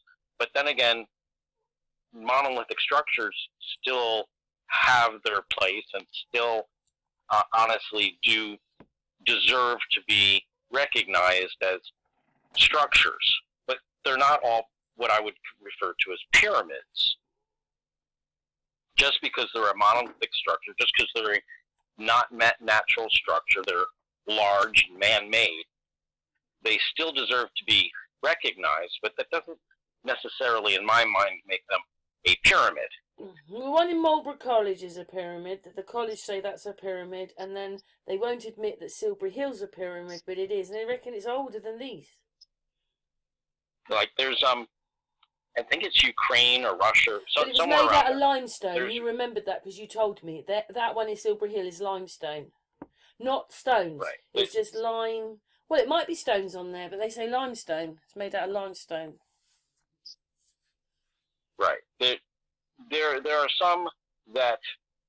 Can I ask you something? How does the grass grow on top of the limestone? How did what on top of the limestone? How does the grass grow on top of the limestone? Well, there'd probably be a sediment of dirt or something. And well, is that what we include into the floods and everything? That this great big sandstorm came across the whole world and blanked everything out? I can't say it didn't, but, you know, on the other hand, I can't say it did because I wasn't there. But it is strange, you know that it's got grass on it. It's quite thick. You don't think, oh, there's a stone under my foot. You don't feel that. It's just grass. It feels like earth. Right. Well, if you leave anything, you take a driveway, like a parking lot, and you leave it sit there for a half a decade, wind and stuff is going to drop sediment, and the grass is going to start growing to take root in even the smallest amount of dirt. Some weeds will grow on rock. I mean, they really don't need anything except for water, which they can sometimes pull moisture right out of the air, and they'll just lock themselves into the rock. And if you get enough of the weeds growing, it will look like a nice plush, like area. But really, you know, don't you? When you saw the quarter Sphinx, inch underground is rock. When you saw the Sphinx, 3/4 of the Sphinx had sand around it, but the pyramid, Silbury Hill's got grass all over it, and it has that phenomenon there, which I think is really weird. I know that you don't know where it is. I know you've not been there, so you have to just listen. And I've made it quite a few times. I've even shown Mickey. When you stand at the fence, which is the field which adjoins the pyramid, it's kind of, say there's 4 sections of that field and it's in 1/4 of it over there. But when you're standing in the car park, the pyramid now has grown enormously in size, and it's above the trees. And I said, let me go, because you can see the pyramid from the car park. It's not very far, maybe 100 yards, maybe 150 yards from that fence. You can see the fence from the car park. So when you go to the car park, the pyramid now is 3 or 4 times the size it was in the field. You walk to the fence, it's now over there in the corner. So that's a phenomenon that happens, and loads of people. You know, we were going towards London the other week, and we were on this road near Stansted Airport, and that meant London was 50 miles ahead, but you could see all the buildings. Suddenly I said, look, you can see all the buildings, and then it went, and then as you get closer to London, you never see them again, but you could see them there. So that's that Really? phenomenon again, yes. And I can't remember what his name is now, but he did videos that when you were 20 miles out, you could see all the buildings. And as you get closer, you can't see them because trees are in the way. So you can't see them Yeah, easily. I was going to say, because the further you're away, everything looks a bit bigger. The trees come into your view, so they block the view, but they'd still be there if you could get the trees out of the way. Yeah, but I made a few videos about it. Now, what I liked about the one that's right near you is you could see the area around the base where there are 2 distinctive like plugs moats. going in, and one coming in. Yeah, one goes in, one comes out, positive and negative. Right. It's really weird because that's on a bank. So basically, the road's on top of the bank, and then just at the side of the road, you see these 2. You could imagine they're like 2 leads going into the pyramids or coming out, either way. And you can definitely see them. I've talked about them a few times on videos because obviously when you're there, you can see them. Right. If you were able to flood the area, you would have two separate, distinct water pools. And I think that's important to understanding or even trying to guess what it did, because I feel that even nature, everything, unless you short them together, everything is going to have a difference in its, the energy it has. It's going to have a difference. Nothing is really the same. There's always a little bit of a difference. And if in some way they found a way to maximize that difference, well, then that is a useful form of energy. This picture's a little bit small, but I just put up Silbury Hill. So there's one of those things coming in and out, and there's the other one. And they really are there. You know, I've walked around this a few good times, and you have to go over that one and over that one. But this one adjoins the pyramid. You could definitely walk straight across onto the pyramid from that one. But that's quite crazy. And, of course, that field does fill up with water. Now, I also think that, if I remember correctly, the one that's right beside your house, it has a shaft that goes up the center, but didn't pierce the surface. They found trees down there, and there's a story about people putting trees down there. But why would they do that? Well, they probably put trees down there to see if it would fall. People and their curiosity. But I think the reason it would have the shaft in the center is kind of the same reason why the third pyramid on the plateau has a shaft down its center, but it's coming from the surface down instead of from the inside up. And that, again, you have to kind of vision everything as the surface is going to have a certain amount of potential energy, and then the water in the shaft on the inside is going to have a different potential energy. So I've just tapped Floss because I can hear her snoring. You're ruining my video. Is that a cat or a dog? Dog. No. She's got a little sweatshirt on at the moment with a hoodie on it. I think it's quite funny. Yeah, you look quite cute, don't you, with your little burgundy, sweatshirt on with a little hoodie. Yeah, anyway, carry on. She's making a noise and looking at me. That dog knows what it's doing. But anyway, carry on, Chris. If you hear any funny noises, it's the dog. Carry on, yeah. Okay. What? Yeah, Marie Wheatley, you know what happened there, but anyway. Marie Wheatley, she told me that there was another one of those there then. There was 2. Hello, Angel. I thought it was my dog. I'm going to use that picture for the front of the video. That's the picture that's going on the Hangouts. Thank you, Chris. Thank you very much there. That's a very nice picture. I heard breathing. I thought it was my dog. He's sitting right next to me, and I'm like, what the heck? So, if I tell you there's two pyramids there, what does that mean for you? Does that change things? 2 pyramids at Salisbury Hill? And don't forget, there was one in Marlborough, which is about 6 miles away. Right. Yeah, but if I remember correctly, there's a moat a canal that connects them.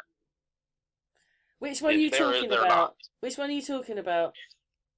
When the one that's nearest you. Silbury Hill. And the one that's okay, and then the other one. Merlin's Mound. Oh, there's a canal to them, you mean? Right. Right. Isn't there? I don't know. I've never heard that. I was going to put Merlin's Mound up as we have to have pyramids all over the place. Oh, hang on. Merlin's Mound. Oh, I didn't know that. I don't. Well, I don't know. If I remember correctly, when we were looking at them, it looked like there was a canal that stays at the same elevation the entire way. And if it was flooded, if the area was intended to hold a pool of water, then the two structures would have been connected via a conduit of water. Yeah, in a painting here, it's not a photograph, it says the Marlborough Mound, and it's got trees growing over it, which was a long time ago, but in front of the pyramid is water. I mean, they've done an awful lot of work to it now. I mean, they've probably broken it and ruined it, but they've taken a lot of the trees off, so you see the mound more now rather than trees, because it was covered in trees. It's inside Marlborough College, and none of us can go to it except the people in the college. And just to say, this is a shell grotto. I've done a few things on shells. It had a shell grotto, and it used to have a water tank in it. They put a water tank in it. And the college is not public property? A shell grotto. There's a little room down below.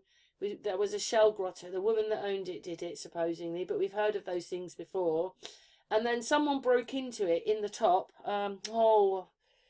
He's English. I watch him quite often. Anyway, I can't remember what his name is now. When he went down there, it was all sort of mechanical, where they'd had the water tank and everything. I mean, they've ruined this pyramid. It's already ruined, but you know. And then when I was watching about this, Marlborough College said that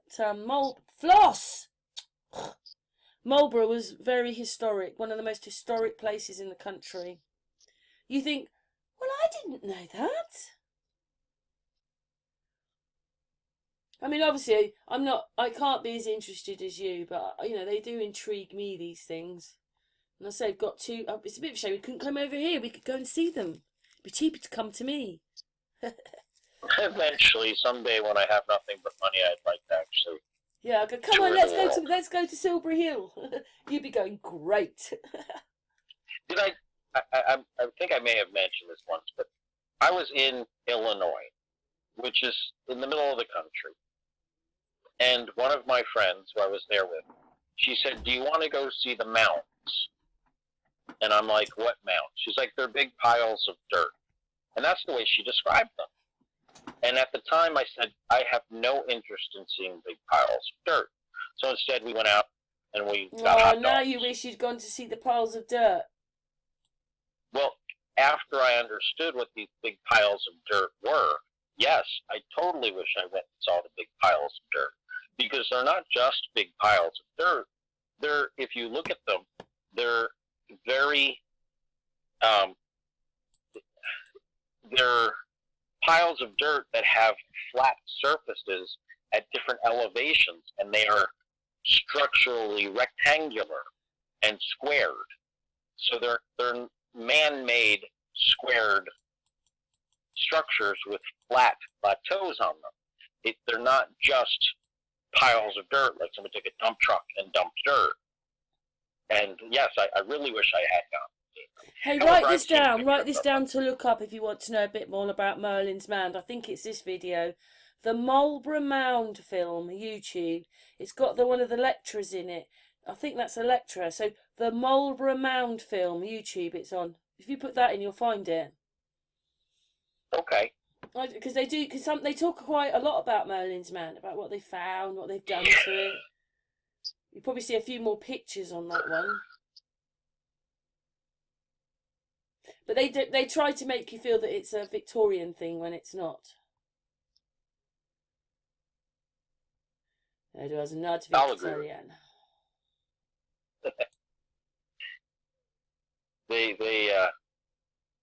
Well, when they don't know what it is, they fabricate a story and then they try to stick with it. And even when you point out flaws in the story, they just try to change the story a little. Yeah, that's, I have the same problem. When people don't believe you or don't understand, like you wanted to make that video to make sure everybody understood that your view was that it was a machine. And now I have the same thing with the circling sun. I have never seen the sun circle in my life. And I look east. And because I make videos, and sometimes I've had hangouts very late and the whole thing, and, I'm up till the dawn, I've watched how the sun comes in it's on the right, say, in the winter, and then it comes left in the summer, and now it's going back right by going down to the left part, southern part of that. Because it does that every year, it goes up and down. That's how the sun works. And people don't even notice that the sun moves in the sky, but it does. It goes on these tracks you can see, because every day, more or less, well, it does different things, and it comes in at a different height. Sometimes the moon comes up north for 4 or 5 days and then carries on, or wherever it is, a bit much more south. And it goes like this. So I just don't understand how they make the analemmas and say this is the projection of the sun and the moon in a month, when it doesn't do all that. I see it here from my window. I've been looking at it since 2017 out this window. It's in a perfect place, because I can be making a video and think, oh, just check that moon again, or just check that again, or just check where the sun is. You can do all that because it looks east. So I have the same thing, because people don't, those that believe it's circling are just going to believe it's circling, but I've never seen it. If it's doing anything, it's more like it's doing triangles, which would fit into the land we are, because I think we're on a star map of some kind, where the Union Jack fits on top of it. And then the land, like Gillian doesn't see certain stars. She sees southern stars, but she never ever sees Polaris or anything like that. But she wouldn't do if she's in the leg of the star, would she? She's not going to see Polaris. And 3/4 of the world sits on the northern hemisphere. Only a third of the world sits on the bottom part. And that lot see different stars. And that's because all the bits that they're showing is not. So the northern hemisphere is us. Anything in the southern hemisphere is in the legs of the star. It's just going to be different for everybody there. But that's just my research, what I've found. But I'm still showing Silbury Hill. What should I show now? Tell me to pick a picture and then we'll talk about it. Pick a picture, then we'll talk about it. Yeah, pick a subject. I'll pick a picture and then we'll talk about it. Why don't you pull up some of the mountains in Illinois? I think there are 7 or 8 of them. I will do that. Hang on. You've gone to see the mounds. These are the mounds of Illinois. Some of them look like they were buildings. I'm just going to show you. But that one looks like a pyramid. That one's quite squared off. Let's go. Oh, my mouse isn't there. Look at that. That looks like a building was there. But then that one's got loads of steps going up it. Oh my God. That would have been a pyramid, wouldn't it? With the steps. Sorry. It's not then? Angel. Right, but if you notice everything around it is flat. Illinois is like flat. It is big, it is open. There's no natural mountains or anything there, and then all of a sudden they have these piles of dirt.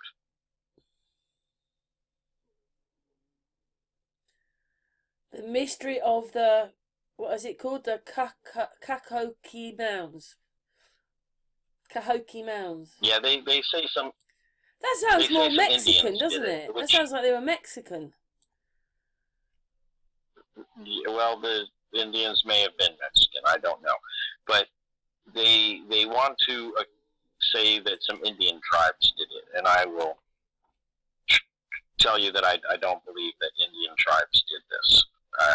I think they have much more meaning. There's a gentleman named Karl Monk that has actually, in his opinion, I don't completely disbelieve him, can explain how to mathematically read the structures from elevation.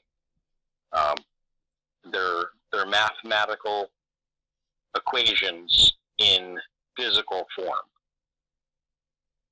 and they give you their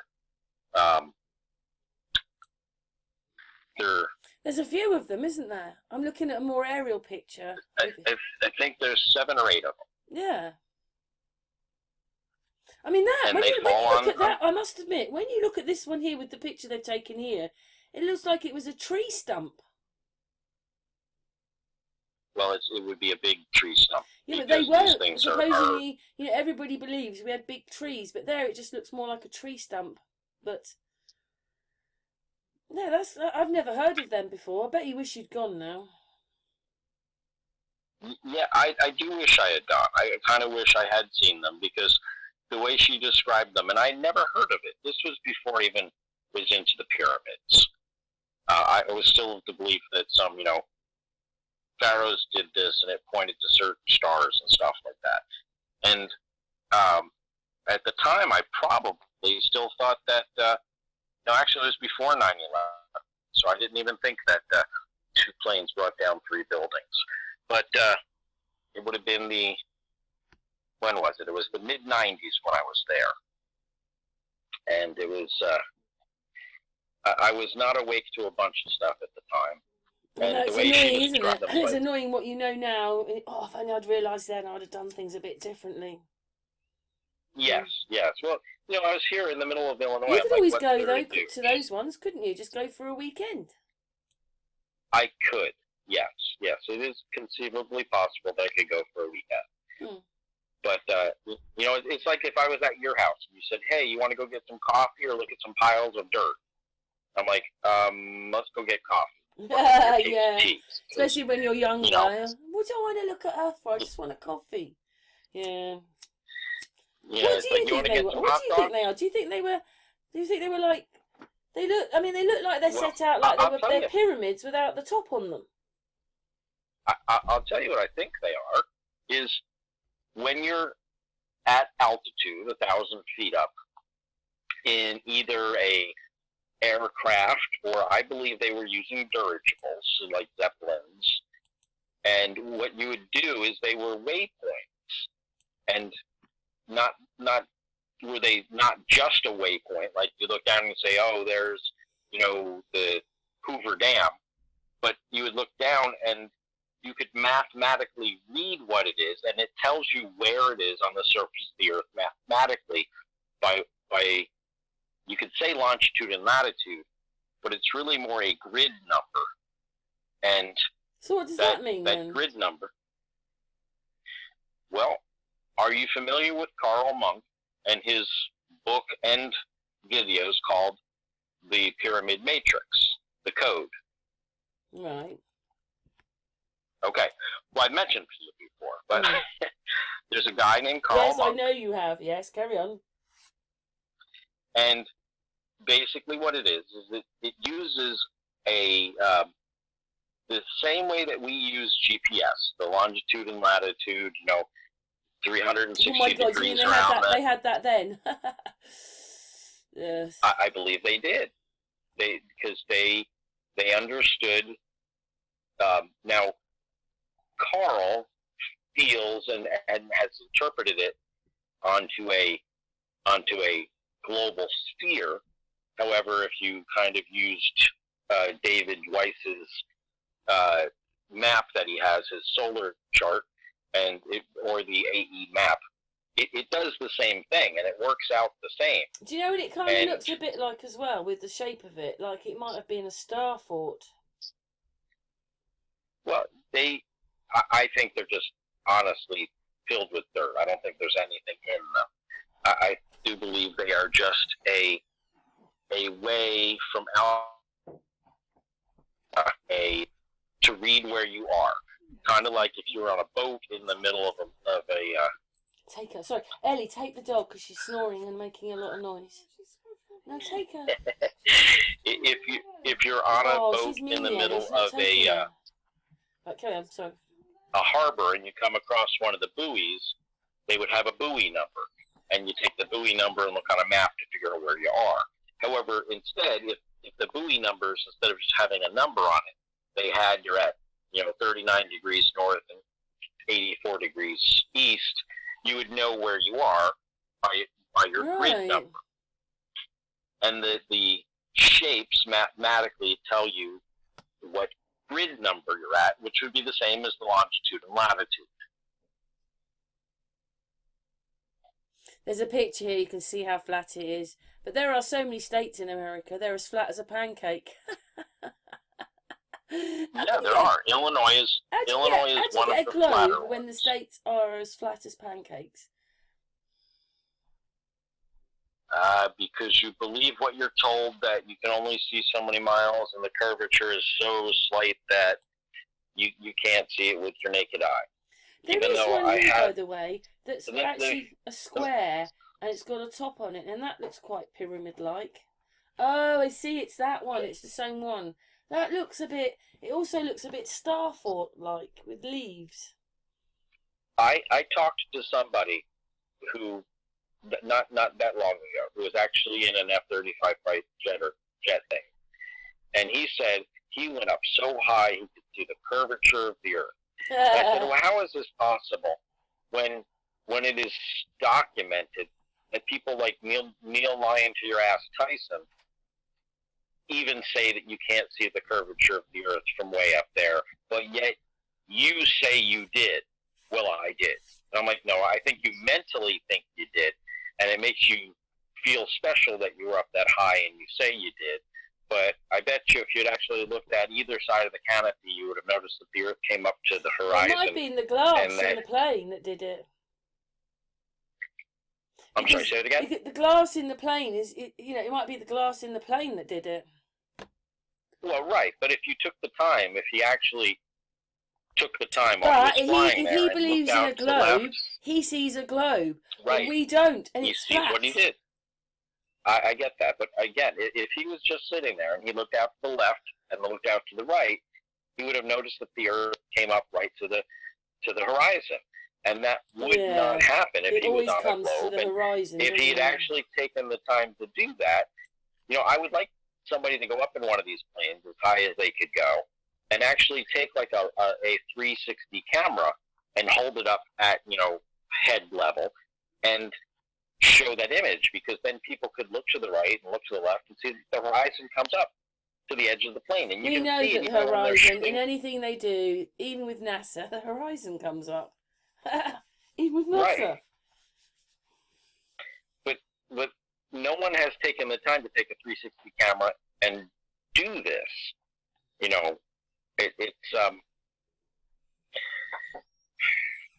It's frustrating, isn't it, Angel? It would put more doubt into people's minds about the globe, because honestly, the globe needs to be broken. It is a lie that they've been shoving down our throats for a long time, and I feel they're doing it because they want us to feel insignificant in the big picture, when really we are all individually very significant. But you have also said something, and Ellie's here right now. I tried to say to Ellie, I don't lie to you, I just tried to tell you the truth. She said, I'm not interested. I don't want to believe in it that way. I just don't want to know. And you didn't, because otherwise you'd have gone and seen the mounds, because you were younger then. I suppose it's just suddenly, maybe when you're a bit older or you've got children or something happens, and then suddenly you think, that doesn't look right. I didn't even know what the mounds were. I had never heard of them. It's like if the first time I came to your house, I knew nothing about the hill. I knew nothing about what was the other one you called, Merlin's Mountain or whatever. Yeah. I knew nothing about it. You said, hey, do you want to go see a mound that's down the street? And I said, well, what is it? You said it's a pile of dirt. Or would you like to go out to the coffee shop and see an open mic night and get some tea? I'd be like, let's go get some open mic night, see some tea. Mm. You know, I would have no interest Do you know in what's seeing really a weird as pile of well? dirt. These mounds in England, the British Heritage will have them, and you know everything would be different about it, and they're pretending they're just mounds when they obviously were something. Yes, and I feel that they were probably much more significant. And a bit pyramid-like at the same time. They look like pyramids and Star Forts, Well, all in one. Again, this really goes back to my question, is where do you draw the line between a monolithic structure and a pyramid? What in your mind, it makes something But they would become never a want pyramid? people When to does it believe meet that definition? you had pyramids or anything like that in the USA. They wouldn't want you to believe that, would they? They don't even want Americans to know that you've got castles when you do. You know, even Amy, oh, you've got so much history. And over the last few years, I said, Amy, you've got just as much history as we have. Well, you know what we have that's also quite interesting, and it's actually up in the area I am now, up in Maine and Vermont. What is it? I'll look that one up. What is it? Is they have these, they're not quite tunnels, but they're Florida. dugouts. Florida. Where do you live? Well, no, they're up in Maine, Vermont, and New Hampshire, up in the northeast corner. And I'm trying to think what they call them, but what they are is these hollow voids in the earth that are usually like 30 feet round and maybe 9 Mysterious feet tall. Florida tunnels. They're brick. Well, again, you're looking in Florida, which is fine and wonderful. There's things in Florida that are mysterious, but I'm referring to ones up in Vermont and Let me look up Connecticut Vermont, because that is and Massachusetts. Vermont. Maine tunnels. So I'll look what it shows me. Well, that's a train tunnel. That one's a train tunnel. There's lots of those. Empty, we of were course. saturated with trains. The cryptic tunnel. The tunnel under a toe. Tunnels beneath Virginia Tech. The cryptic tunnels. So what do they look like? Do they look like trains? Oh, there you go. What's this? Oh, that's a quarry. That one. They're not tunnels. They're just the best way I could say is vacuoles. But, how do you spell that then? The vacuoles. It's a good question. It's a biology thing. I don't know how to spell vacuoles. I just know what they are. Vacuoles are the things in your cell where the nutrition goes into it and then gets sucked into your cell. But they call them. Well, it's not showing me anything. Hang on. What's that there? Let's have a look. Hang on. Low voltage scanning. No, it doesn't show me anything for that. Vermont, Maine vacuoles. Well, they don't call them vacuoles. Oh, I call them. What do they call them then? I don't know what they call them. I just know they exist. Are they caves? Call them caves. Call them caves. See what comes up. I'm looking. But they are done. I'm looking at cave. Arthur Park.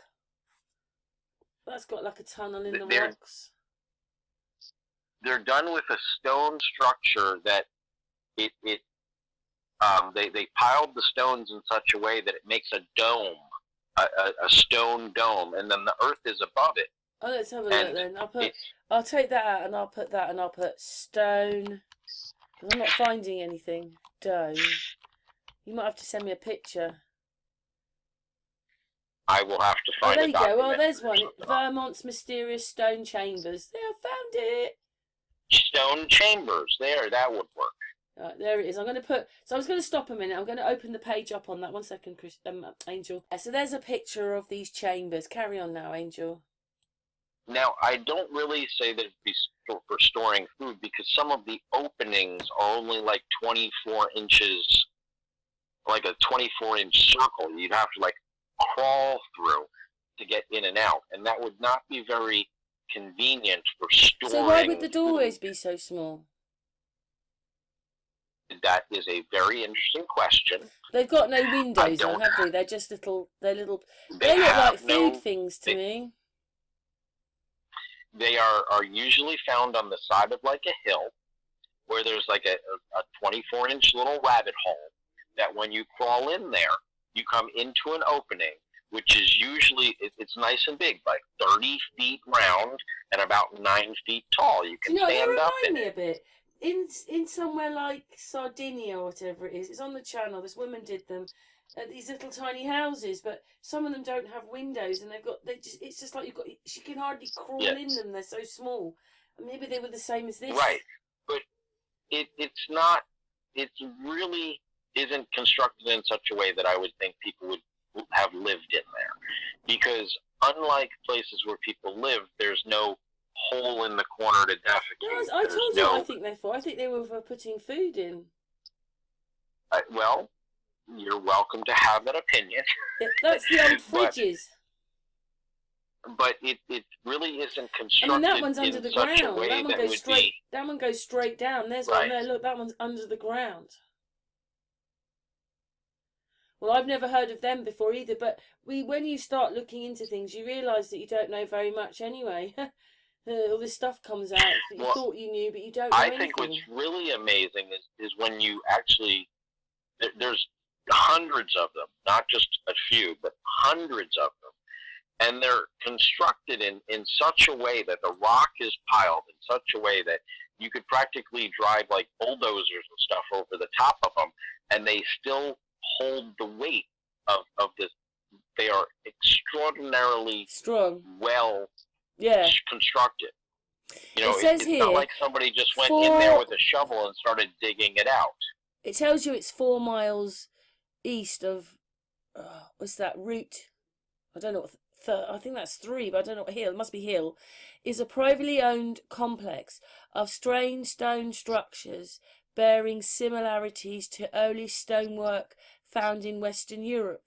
They suggest an ancient culture may have established here more than thousands of years ago, hasn't it? 2,000 years ago, sometimes called America's Stonehenge. These intriguing chambers hold a fascinating story and could be remnants of whatever that is, pre-Viking or even whatever that is, I don't know what that is. Can't read the last few words. But that's what they're saying there on that.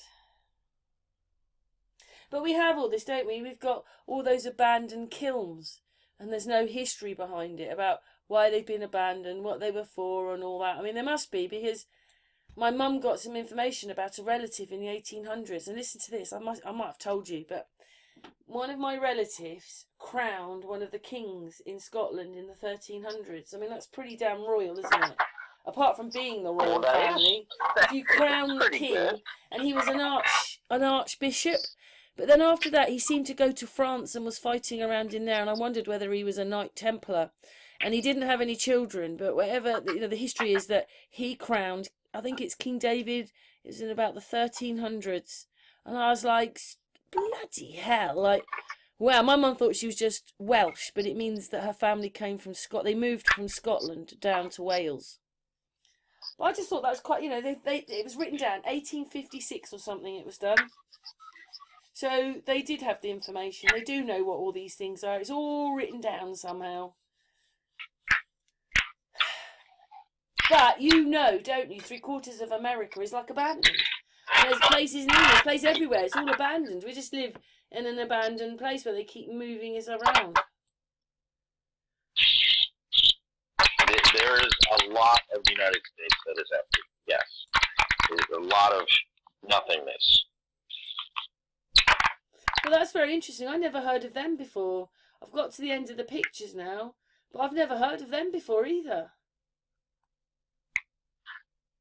There, we're on a history lesson with Angel. He doesn't like that very much. I said, even Mickey thinks that you're so well I don't know what the word is, but you do it so well that anybody would believe you were a lecturer. Well, I've tried to look into a bunch of weird stuff, and I've tried to figure out what some of these things are for. Now, some of them, it's just they're not. I don't think they're in any way for storing food, because they're not constructed in a way that would be convenient for storing food. They're not in a way that would be So what convenient. would they be used for then? I don't know. Do you think they're animal sheds? I just know that. I mean, that one there looks a What? bit more like a pyramid, the one on the right top. I'm not saying it is, but it just looks a bit more like that little pyramid next to the little pyramids. But do you think they put the animals in there? I don't think so. Why would they have doorways? Huh? They've all got doorways. There is an opening, yes, but I mean, I wouldn't call it a doorway. Sometimes it's like a 3-foot tunnel that's only like 24 inches wide. Mm. You kind of have to like wiggle your way through there. That's not convenient for going in and out. It's not convenient for putting food in. You wouldn't want to shove your animals in there, because how you get them back out again? It's like, Yeah, they're in there and they can't get back out. Is there anywhere else in America you can tell us about then, Angel? Oh, there's probably lots of stuff that even I don't know. I do know that somewhere in the middle of one of our states, like Ohio or something like that, there is a S-shaped rock pattern that kind of looks a lot in rock like some of your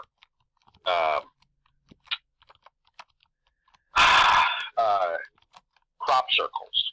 Oh, right, I'll just put S-shaped pattern in the rocks. Let's see what it does. Oh, there's some pebbles.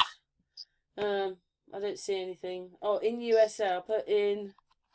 Where did you say it was? It's in the U.S. It's like somewhere like Ohio or something like that. And it is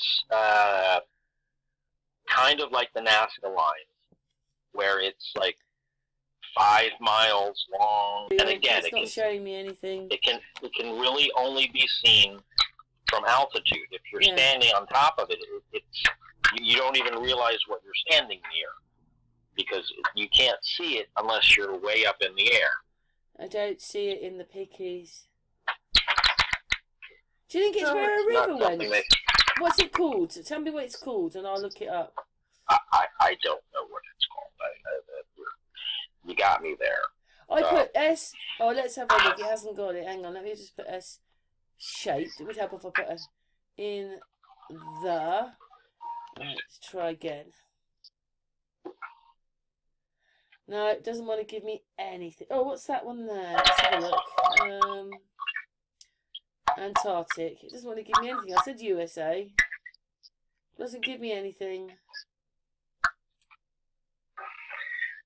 I'm sure there's a name for it, but I don't know what it is, and I don't know how to reference it. But it doesn't mean I don't know it exists. Anything else to look up then? What about something in one of the pyramids you'd like to talk about?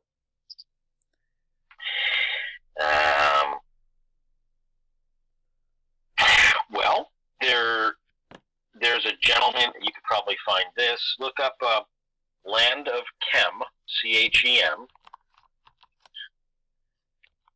And there's a gentleman in his, I'd say, 30s that has, in my opinion, kind of figured out what I believe it's the bent pyramid, what its function is. And I think he's pretty much onto it. I was mentioning this the other day, however, I see. he embellishes certain parts. Alchemical. Yep. He embellishes certain of the features, and I think if he would embellish less and really stick to, what nature would do and how nature would work. Yeah, he's got T-shirts. He'd be more believable. He's selling T-shirts and things. When you embellish too much, you open up the door for people to say, "Well, that's poppycock." If you don't embellish, Angel, he's selling T-shirts. That's poppycock when you're So he's selling T-shirts and things, which means he's making money. Well, he is. He's trying to make money. I'm not going to say he isn't. But that doesn't mean that I don't believe that he's really on the right path. You like what he does. He's got a picture there of inside something there, the land of Chem. Don't know quite what that is. Yep. So it's always good because, you know, every now and again someone throws things up, and even if we're wrong, it might lead on to something else, mightn't it? Right. And he has his envision of what the Great Pyramid did, but I think he's a little bit off on that. I think he's actually a lot off on that because, like so many other people, his theory requires pieces that obviously don't exist. You know, it's like, well, if we put a nuclear transformer here and put a huge, arc chamber there, it's like, but it's not there. Therefore that's not what it did. None of these people would work as a real investigator. And well, if the murderer had used a laser and done this, but they didn't. Therefore, that's not the.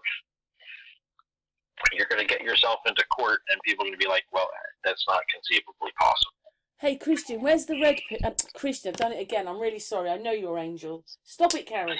It's north of the Great Giza Pyramid. The red pyramid. We'll just look at that. I can just see it. He's got all these things about him, and then it says Red Pyramid. Yeah, I think the red one is also the bent one. It's one and the same, I believe. Oh, so that's one of the Great Giza Pyramid ones. It's not one of the ones on the Giza Plateau. Oh, right. So however, that one, then? It is still in the Cairo area. Oh, is this these pyramids? See, this is they go on and on and on about these pyramids. I wonder if one sec. I'm just going to see if I can find it. 1 second. You love these pyramids, don't you? The Giza pyramids. Yes, I do. Love them. Why don't you want to include the other ones? Well, I tell you, the true answer for that is, how many of them are there hundreds and hundreds of pictures of? Right. Right. The only one that there's hundreds and hundreds of pictures of is the Great Giza Pyramid.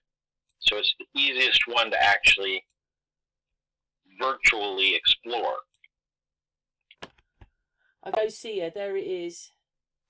Is there just one? Is there just one there? Is there just one pyramid there? Oh no, there's more. There you go. The pyramid or whatever that is. And then as you keep going down, there's more of them. I never knew that till maybe 2 months ago. I'd never realised that there was more pyramids down the Nile. So they know the water couldn't have... There you go, there's another one. The Pyramid of Pepi too. How far apart do you reckon they are?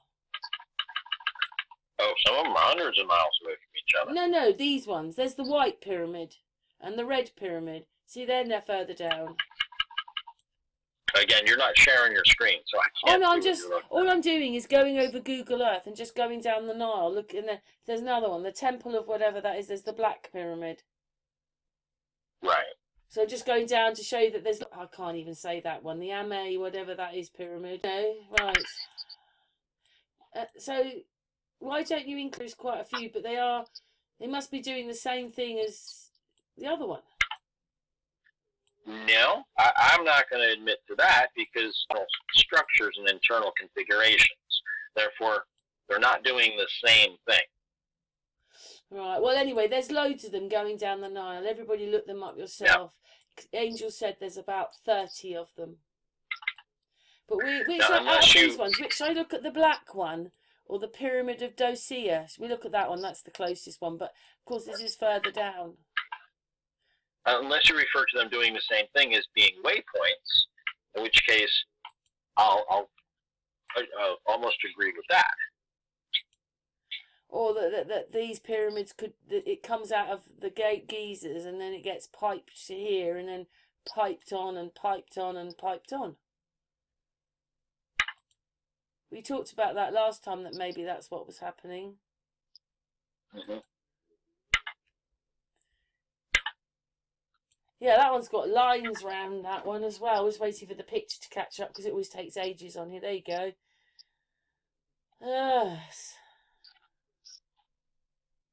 We live in a strange place, don't we? Yes, we do. We can't even work it out. Floss, stop snoring. Stop it. Damn dog. Yeah. Yeah, you usually have a problem with the dog, don't you? It's me today. She's snoring. So what I mean is, you could have liked some of the other pyramids, but you don't think they're doing the same thing, so... Well, what I started with is, I really started down the rabbit hole because I followed, or started to follow, Chris Dunn in his book. But then I really felt that his book wasn't telling the truth. And when you look at what and how and why he says things are occurring, I felt that his story really didn't hold water. And the more I looked into it, and you know, it's like if somebody said that the robber broke in through the back door and went into the kitchen and ate a hot dog and then went upstairs and stole the jewelry. But then you go to the house and the back door has no damage and the hot dog package is still sealed. Don't make sense. You know, they'll say, for instance, Chris Dunn likes to say that there were things hanging from the Grand Gallery, but yet there's no anchor marks or anything that show where something would have gripped the walls of the Grand Gallery. No screw holes, no, that agrees with his idea of what the structure was used for. And what I really did is I tried to explore the structure as much as I could using photos, and luckily there are people who allowed me to have their GoPro videos.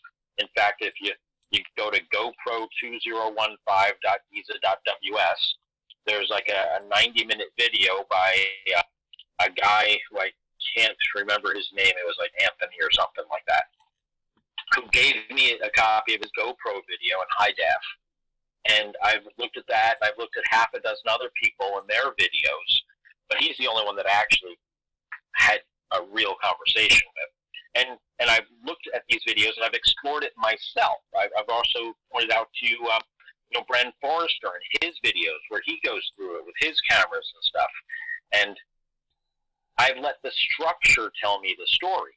I mean, just assuming, just a little bit of assumption of two different gases originating in two different locations within the structure, and then what those gases would do, just, following how they would percolate through the structure.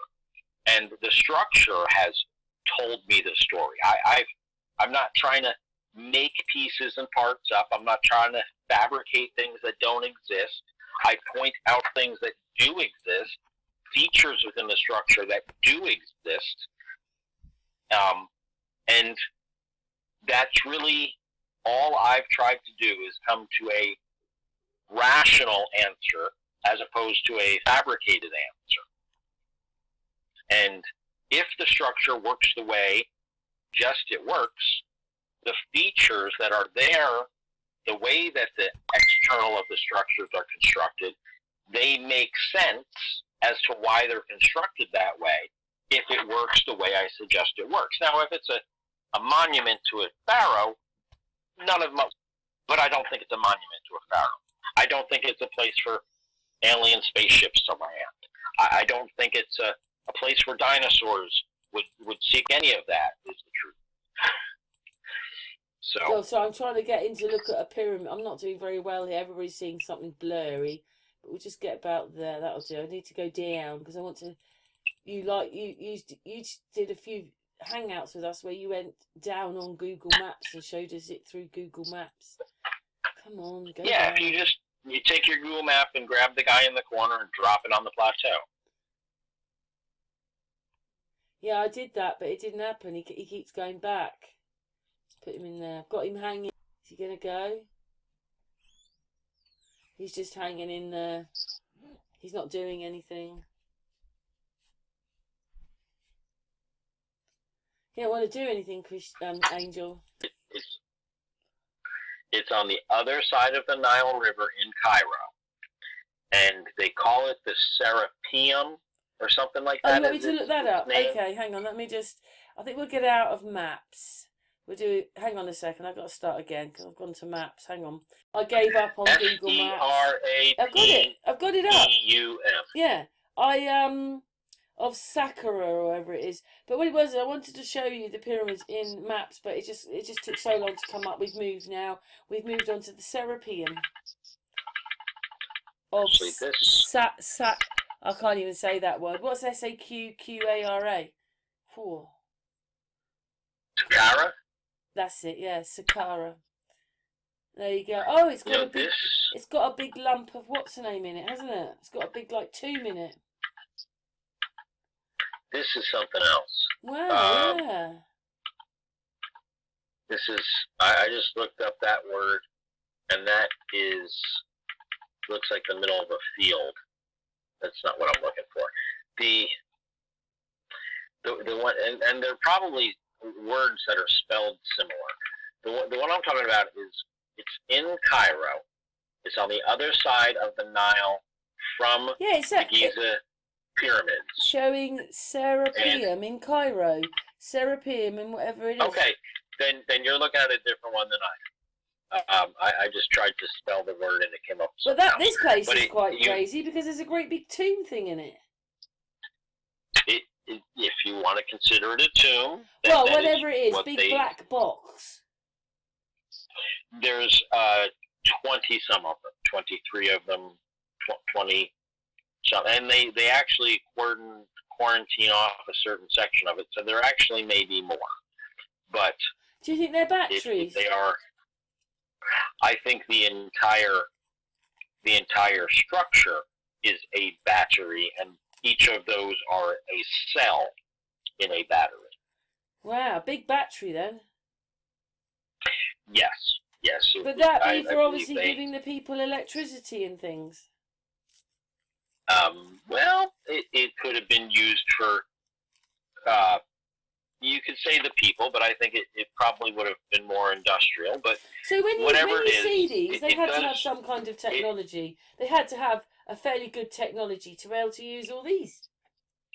Yes, I do believe that it documents their knowledge of electricity, their knowledge of how to utilize electricity. But it wasn't the Egyptians, it was before the Egyptians again, wasn't it? I believe it was before the Egyptians, and I really think it puts a spin on our history that we have been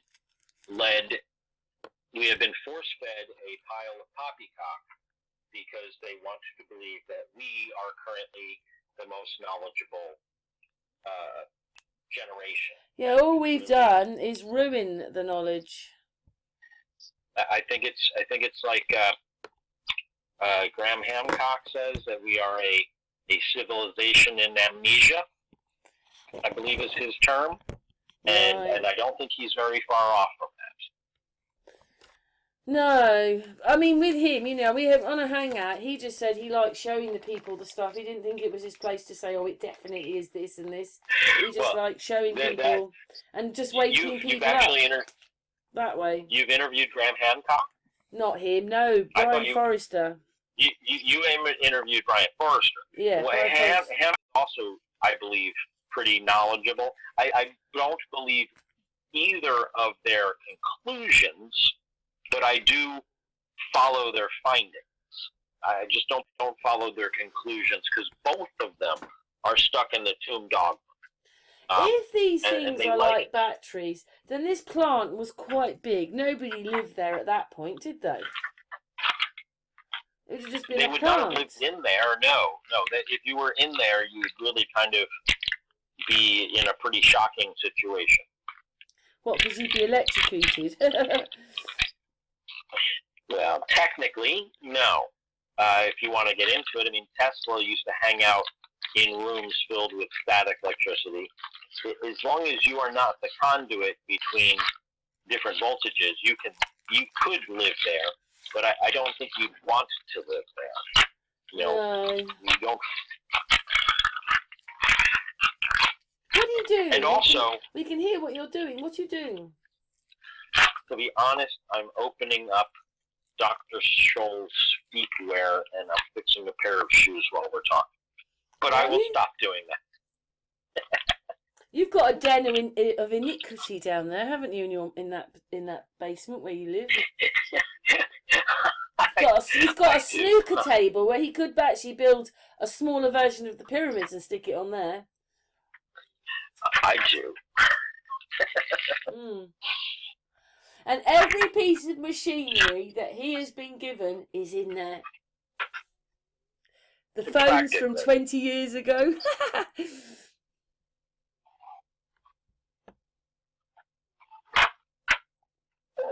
But I enjoyed seeing your basement. It's nice sometimes. You know, we talked to you and then you showed me where you lived.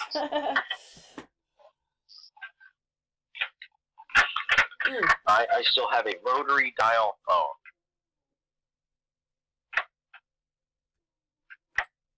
You still have what? A rotary dial phone. Can't really use it nowadays, but I still own it. Ah.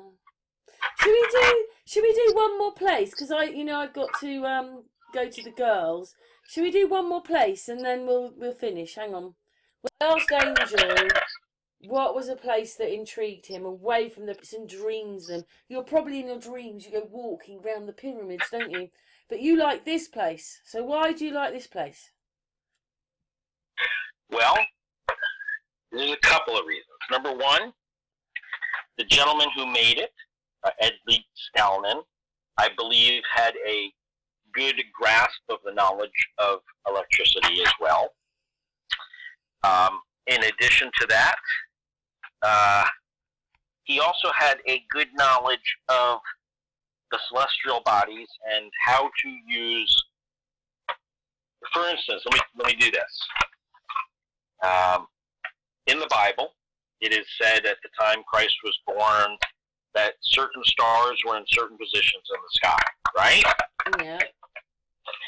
We could use a program like Solarium or something like that, or whatever it's called, and if we reposition those stars in the sky where the Bible says they were, it will give us a time, within like a year or so, of when the Christ child was born.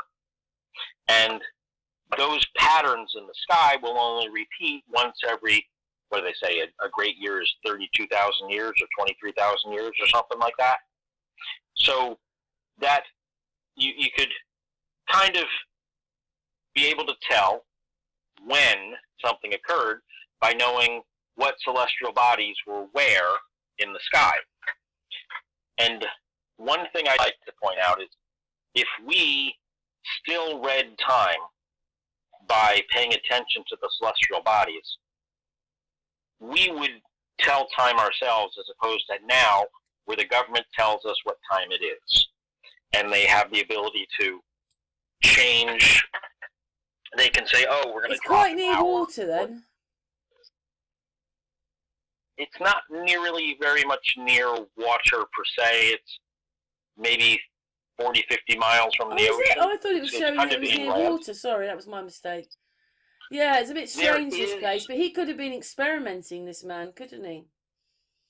Yeah, there is a moat around it, but that's more like a man-made water than well, maybe they're showing me water source somewhere else, but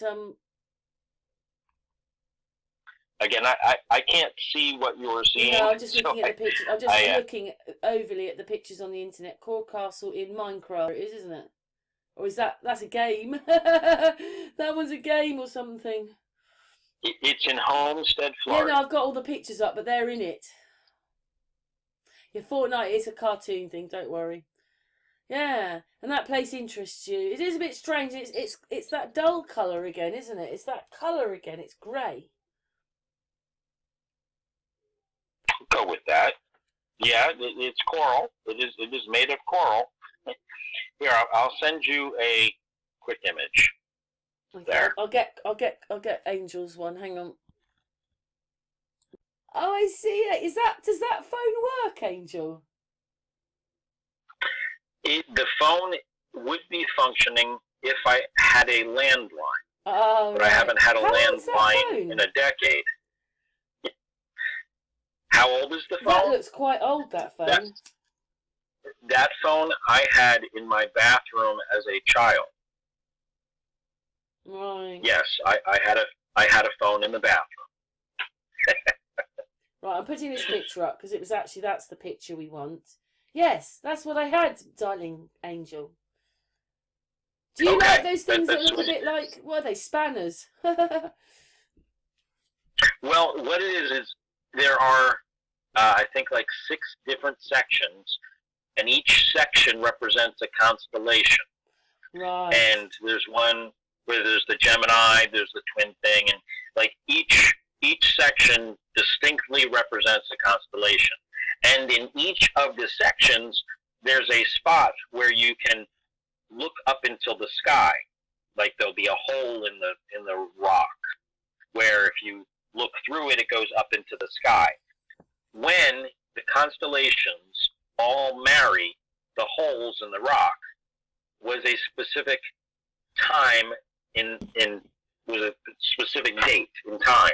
Right. It happened to be, I believe it was like, I'm just going to throw a number up there, like September 15th, 1842 or something like that. And it was the date of birth of a girl that he was in love with. He also referred to it as the Sweet 16. But in order to, that time would never reoccur again for 23,000 years. But it would show that if you could re-put those stars, the constellations, and the stars that it refers to, in those pinholes, that you would be at that date in time.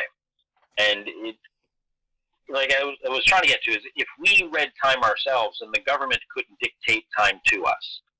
And I really feel that it is quite possible within a generation of people not paying attention to the sky, that they could turn around and tell us that the year is, 4848. And who's going to argue? They can tell us whatever date they want to tell us because we're not reading time from the celestial bodies. We're being told time by the phone in our hands. And I'll tell you one other gripe that has bugged me for the past half a decade, probably more like a decade, is that when you look at old... So you did send me a picture of the dog. I had sent you a picture of the dog earlier. And then I got a picture of you on the phone.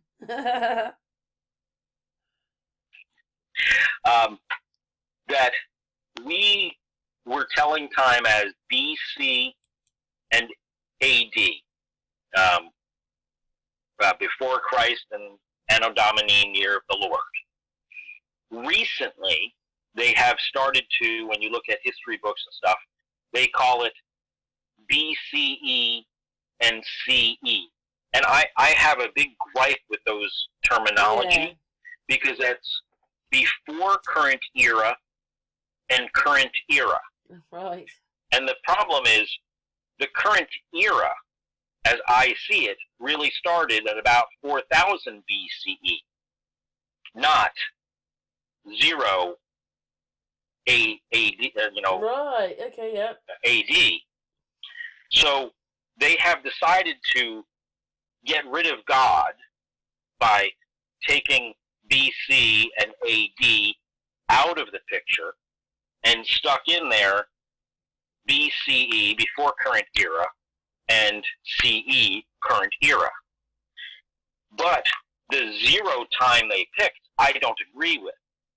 And what's to say that a decade from now they don't say, oh, we decided to change CE to actually be 4,000 years before that. So instead of the year being, do you think they're just 20... changing our history underneath and we're just not noticing? You notice things, but it would have read something else a few years ago.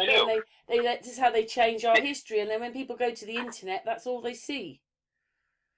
they could do that too, but what I'm getting at is they can change our numerical system, how we measure time, just like the Pope Gregory did in the 1500s or whenever it was, 1200s, when Pope Gregory decided to, instead of having the year start when the celestial bodies returned back to their zero position, he started measuring it based off the sun. Pagan worshiping, sun worshiping. So we don't follow the celestial bodies, we follow the sun now. The sun dictates when our year starts, not the celestial bodies. Now, people will point out that, well, it's only a 3-hour difference or something as to the length of the year. But if you take 3 hours and you multiply that by 1,000 years, I'm sorry, but that's 3,000 hours. So things won't line up. On Christmas, the Christmas star isn't going to be the Christmas star anymore. The Christmas star will start to be like in September, and then August, and then July. Yeah, I think that's what's happening. I think that they do the harping to make the temperature a certain temperature, but really our seasons are out of kilter now. I've got crocuses up in the garden again. They come up in March. Because we're not calculating time in harmony with nature. 13. It's not 12 signs, is it? It's 13, and that would match up to the moon then, because the moon does it so many times extra. It would also match up with the Jewish calendar. We're missing a calendar. Yeah, we're missing a month of astrology. It would also match up with the Jewish calendar, which I believe has 13 months, and their months were 28 days or something like that. But they were much more calculating time in harmony with nature.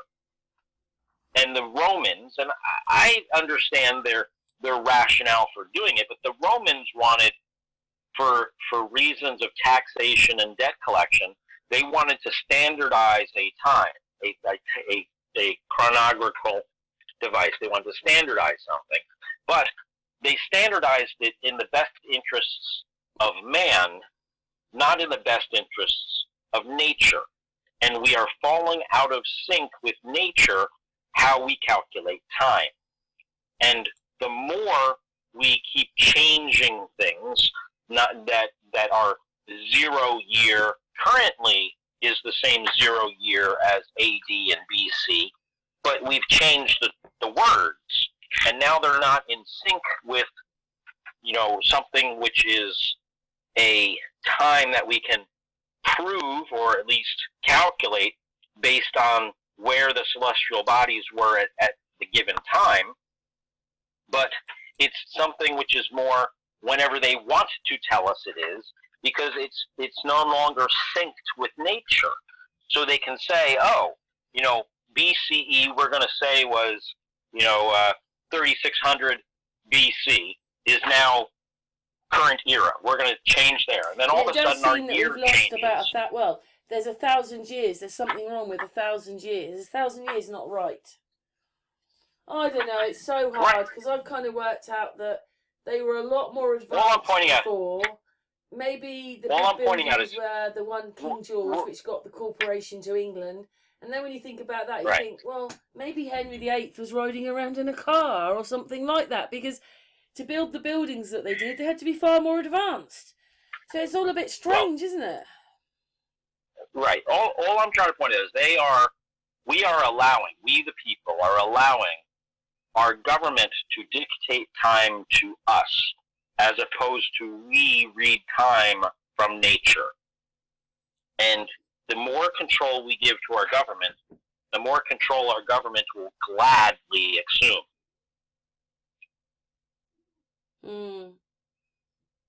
And very quickly, because we're going to finish shortly, but you did quite like my portal video, didn't you? Well, it wasn't mine, I just put it out. You thought that was interesting, didn't you? Oh, yeah, a couple of weeks ago. Yeah, a couple of days ago, you mean? I've just put loads of video. Anyway, it's about 3 or 4 days ago, but I don't know. I thought that's what they were into anyway, but then I thought it was the Egyptians, but I don't think it's them. I think it's the ones that were before them. Oh, yeah, yeah. I think I saw that, yes. Yeah, you thought that was interesting, didn't you? Yes, I did. But it could have been, let's go to the pyramids. Where do you want to go? Oh, let's go to England. Portal. Woof, you're there. Hey, I'm in England now. I don't know if you can do that, but yeah. Well, I've really enjoyed this chat. Thank you for giving us your mind again, lecturer Angel. Well, thank you. You have a great day and have fun this evening. Yeah, what it is we'll just say goodbye for the hangout, and then we'll say goodbye to each other afterwards. But I'm just showing you those pictures of Angel. He sent them when I was talking about floss. But thank you so much for your mind. Thank you, chat room. Yeah, you're welcome. No, thank you very much, Angel, and thank you, chat room. And just take care of my mind, because I won't always have it. It's documented now. I've got a bit of your mind now. Yeah. Anyway, thanks a lot, Angel. No problem.